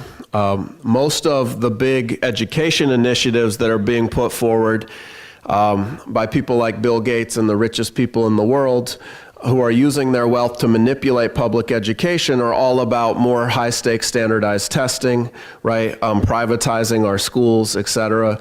And very little is going into training teachers to understand how institutional racism is disfiguring our schools and how to teach against racism, right? So those kinds of things are lacking. That's why we started the Black Lives Matter at School initiative. And it started with a one-day action. Last school year, we had over 3,000 teachers come to school with the shirts, but then more importantly, it was about actually teaching lessons that day about the history of institutional racism in this city. So that turned into a week-long action this year, right? And so now it's spread to Philadelphia and into the East Coast last year, and then we got connected with them, and we actually organized a nationwide week-long action, Black Lives Matter in our schools. There were schools that flew Black Lives Matter flags. There was curriculum that we produced and put online for teachers of every, from early childhood through 12th grade to use. And so those are initiatives that are grassroots, that have been organized by the Social Equity Educators Group that I'm a part of, that I encourage educators in the room to get involved with as a way to try to push back against the school to prison pipeline. And one of our main demands, right, was about ending zero tolerance discipline policies and the cops in schools, and also ethnic studies, because I just want to end on this point that I think that the school to prison pipeline really begins with a whitewash curriculum that doesn't teach the history of our country. It doesn't teach the contributions of people of color. And when kids don't see themselves in the curriculum, they check out, right? When they check out, they get labeled defiant, but maybe that should be better understood as resistance to oppression, right? And that's why I'm proud that I'm teaching the first ethnic studies class in Seattle, and we hope to expand that across the district, make it a graduation requirement, and have those classes in every single school in Seattle. Okay, we've got about 12 minutes left, so next question, please. Good evening. Thank you for your time and everything that you've been sharing with us, and thank you for everyone's time in this room. I had questions, and some of them have been answered, so I'm going to rephrase, and I hope you will bear with me. These are mainly for David and Alex. My original question was, when it comes to calls regarding mental health crises, some police agencies are able to dispatch social workers with their officers. And would you recommend pursuing this as a requirement for all agencies? And so I heard you, David, when you said that these folks become cops that people are more intimidated by. And then also, my question was, or instead of having it a requirement, should we pursue an entirely separate infrastructure? And so, Alex, I hear you when you say that a different infrastructure for mental health crises and different folks showing up would be good. And before I go to my fourth point, I would like to further Katrina's invitation to Not This Time. The Not This Time community is represented here, and everyone is welcome every Wednesday at 6 p.m. And what I also want to tell all you white people is that I can't get there on time, and it's okay. If you want to show up at 6:30 because you have to work late, or at 7, if any amount of time that you want to come and share with us, you are welcome, everybody. And I'd like to come back again to what Christina then asked David and Alex. What are the tangible steps that we as a community who are here listening to you can take to create an entirely separate infrastructure of health officials to respond to the individuals experiencing mental health crises? And if you don't have specific steps, what are some resources or guides that you would refer us to? Thank you. Thank you for the question. My work right now is focused specifically on cop speak. And from my work as not just an academic, but an activist, doing the sort of work that Katrina and you and Jesse have done, which I value above all other kind of work. And I think the solutions are in that really committed coalitional work. But man, we are just co-opted by cop speak. And I think we need to, I don't know what those solutions are. The communities, they might be different from community to community, but I'm convinced that we're going to have a really difficult problem in any community figuring out what that is until we can get that cop in our head out of our head, and until we can start understanding the ways in which cop speak in the form of police reform seduces us into committing to political failures that don't actually save lives. And so what I'm interested in doing is trying to pull back the curtain and say, what do cops mean when they say discretion? What do cops mean when they say justified? What do cops mean, right? What is the taser really all about, right? I mean, look, if we all seem to agree that the police come to us from a number of different genealogies, one of which is the slave patrol, one of which is the colonial militia, one of which comes to us from Europe, which was policing emerges in the transition from feudalism to capitalism as a way to control suddenly a mobile working class so they're available to capital, then how is that an institution we want at all? So there's a police we have and there's a police we want. How do we get from the police we have to the police we want?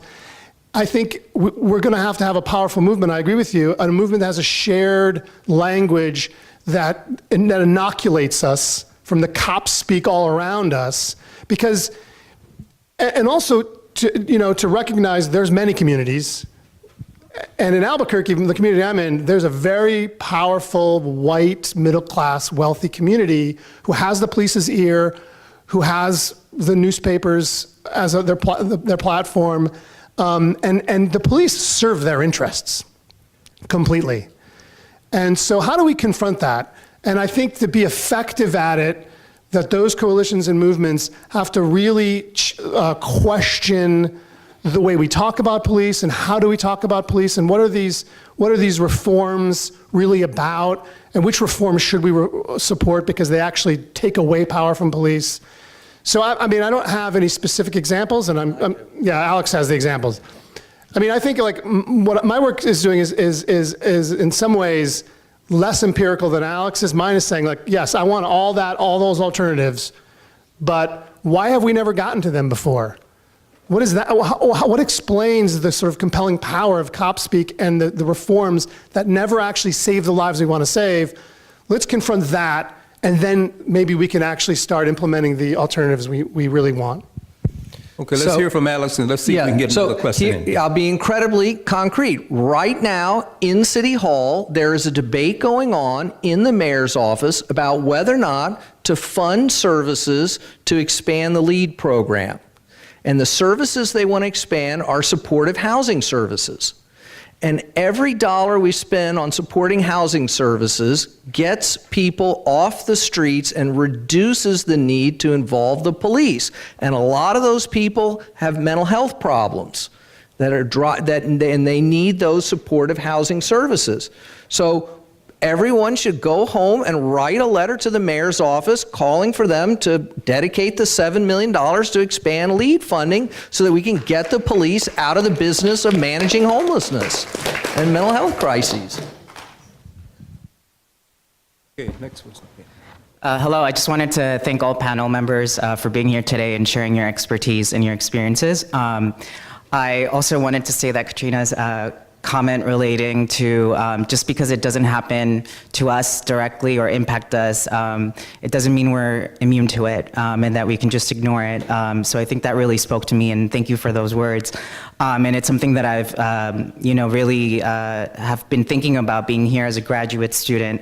So I just wanted to say that, according to some research that I conducted on college policing mechanisms across the largest college campuses across the nation, including UW. Most are armed, I found, and that over 50% have active canine units, but only a handful actually have created oversight mechanisms whereby students, faculty, and other community members can air their grievances and review police misconduct. And these communities, mechanisms seem to have more bite because it includes community members are able to review these grievances against police members.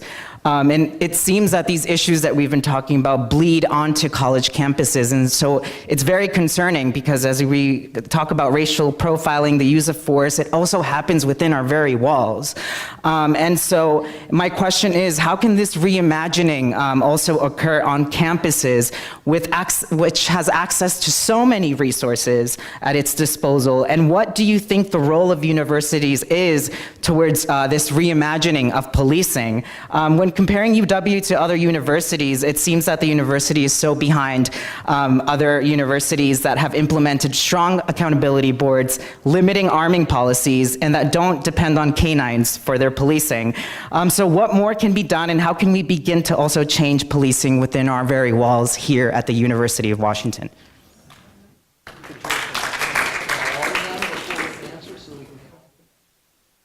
You want to get all the questions?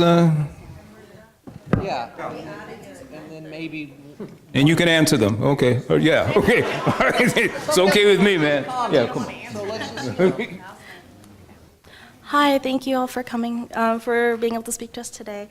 I just wanted to ask really quickly. I'm a young voter. I have a lot of friends who are in the 18 to 24 range and are starting to learn how to vote. How do I approach political offices that impact police like individually?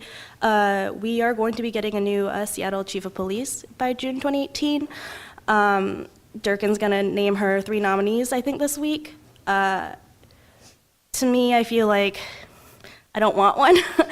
But when I'm having this conversation with my peers and I'm trying to educate myself more about the police here, like on the local level, how do I start avoiding the conversation that is, well, at least that one is the lesser of 2 evils, you know? How do I avoid that kind of conversation? Thank you. Okay, you guys got that, right? Okay, next one.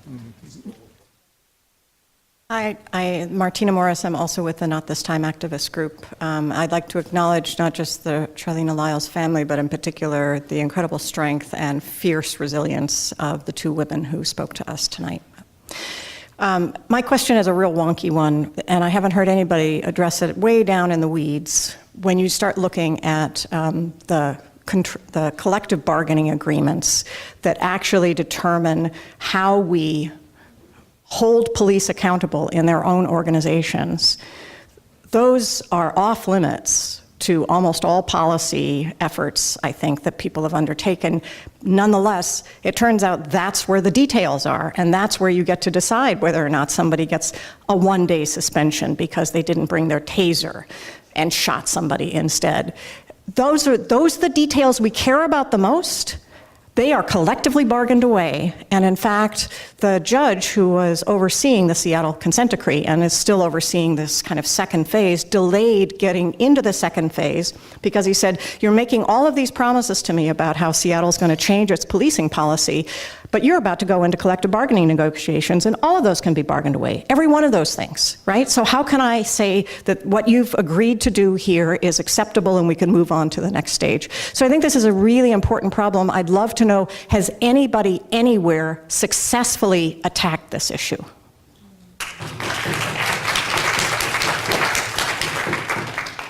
First of all, I want to thank you guys for having this event. I want to thank the panel and thank the audience.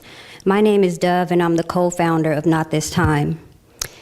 During Initiative 873 and then the birth of Initiative I-940 through our organization was really an eye-opener. When my brother was killed in 2016 by Seattle police, we came out here truly ignorant to the laws in Washington state and probably ignorant to the laws in the rest of the nation. What we didn't know is that the law prior to this was that police officers were able to shoot a fleeing felon in the back. And there must have been some complaints, right? That turned out that after that, they created this law which puts malice, and then you have to prove malice. And not only malice, there's a good faith intent belief on there. To me, they're both state of mind languages. You really can't prove either one. Neither one of them are good. What we didn't know is that that law was created so that police officers would never be criminally charged, only civilly. So I think that we're forgetting the whole, not just slave patrol era, but that is the law that they continue to make so that police officers are never accountable, which gives you the bravery and the fearlessness when they go out and police people. I don't believe that police officers are freaking scared. Because if I walked around with a gun on my hip, I think I would be less afraid than any other community member that doesn't have a gun. I would feel all the more protected. I've seen police officers sit in a room, one with a gun on their hip and one without a gun. And if you sit and watch just their movements and their body language and the way they interact with people around them, it's totally different. I've seen it with gang members. If you're a gang member and you go out in the community with a gun, you're not even afraid to be around the other gang members. You're opposing gang members. But if you don't have a gun, you probably ain't even gonna come out your house. So I go back to say that what was so profound is how many people in the community were not aware of what the law states for police officers. And our black community would be, yes, I'm black. Our black community would be like, you know what? I don't care, the police are just gonna get away with it anyway. And when we educated them on why they get away with it, because there's zero accountability. I heard people say what's going on, but I haven't heard any resolve up in here. 940 is the beginning to a resolve. And we are bringing community who never had a voice before because they didn't know what the problem was. Our black community always says, man, forget that. They gonna keep killing us, whatever.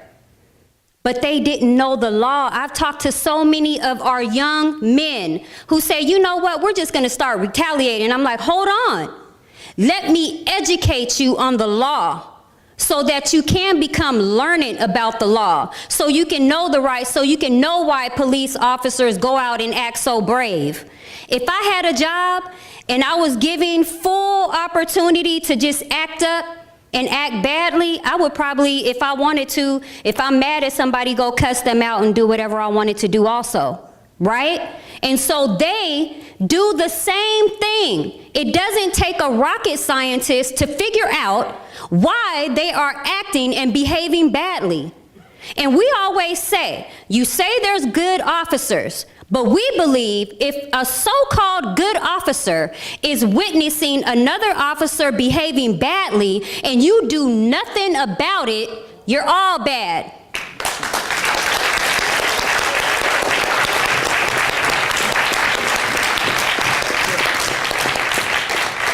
So, what do you think the role of watching TV cop shows and buddy cop movies is in naturalizing the point of view of the police for people who've seen thousands of hours of these all their lives? And do you think there is any possibility, for example, of encouraging progressive actors in Hollywood to take a kind of Me Too movement approach and say, we will not be in movies that glorify cops?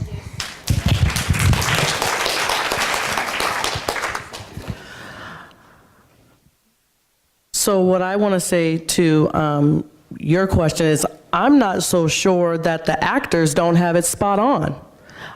When my cousin was killed, I'm thinking, they're not really covering up stuff. They're not really doing all these bad acts that I see on TV. Well, in all actuality, yes, they are. So I don't necessarily believe that the actors aren't portraying what's actually happening. They are covering up stuff. They are out there doing bad things and planting evidence and all those things. You're seeing it play out more because we're able to use our phones to capture it. It's happening. It's happening. It happened in my cousin's case, and it will continue to happen. The actors are just telling everybody else what's actually happening.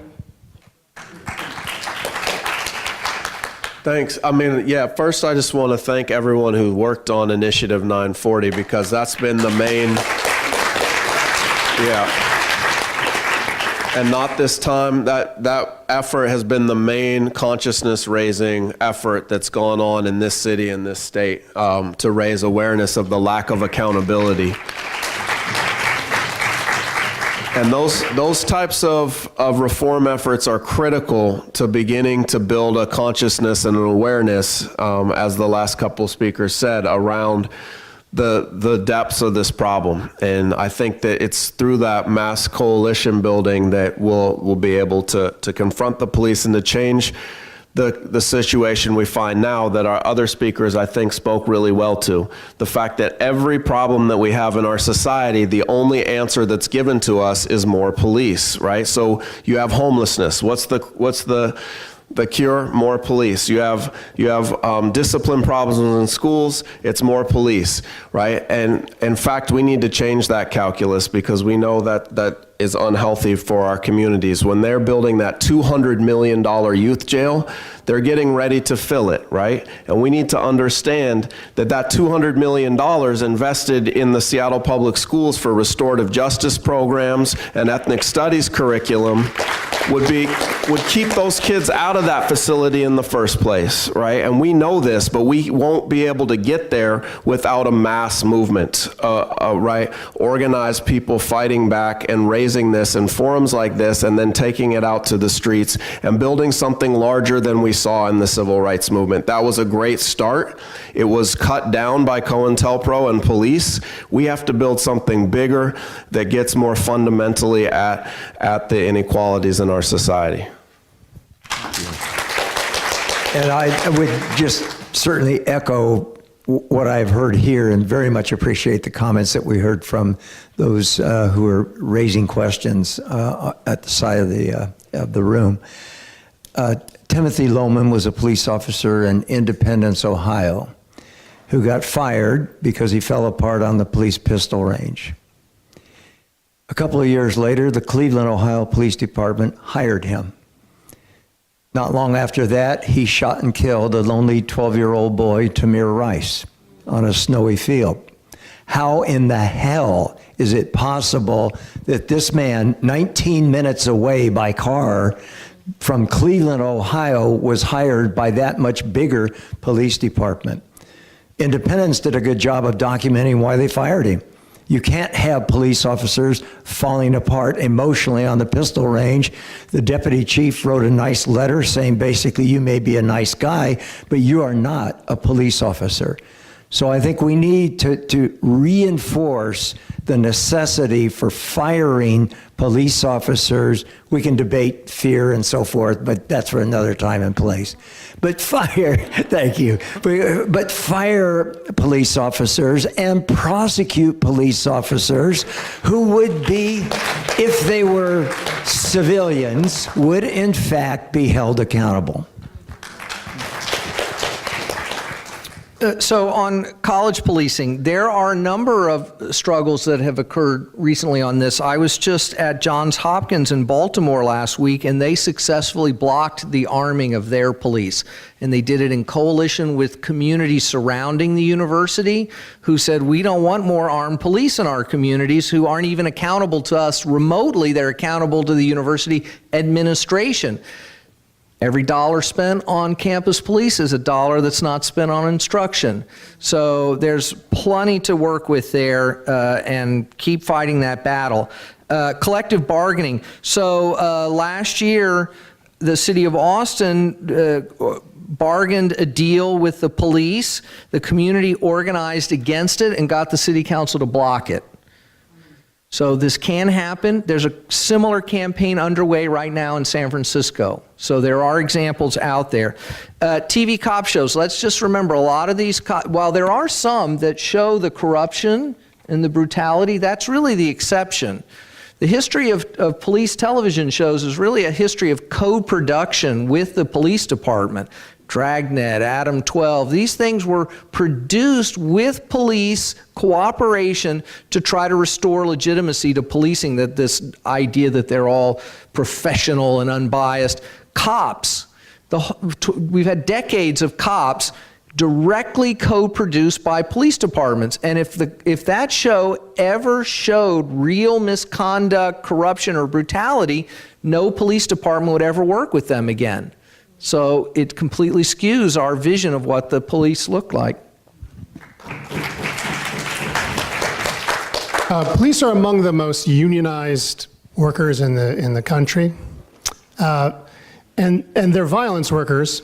So the collective bargaining agreements, they're bargaining over violence as a condition of their employment.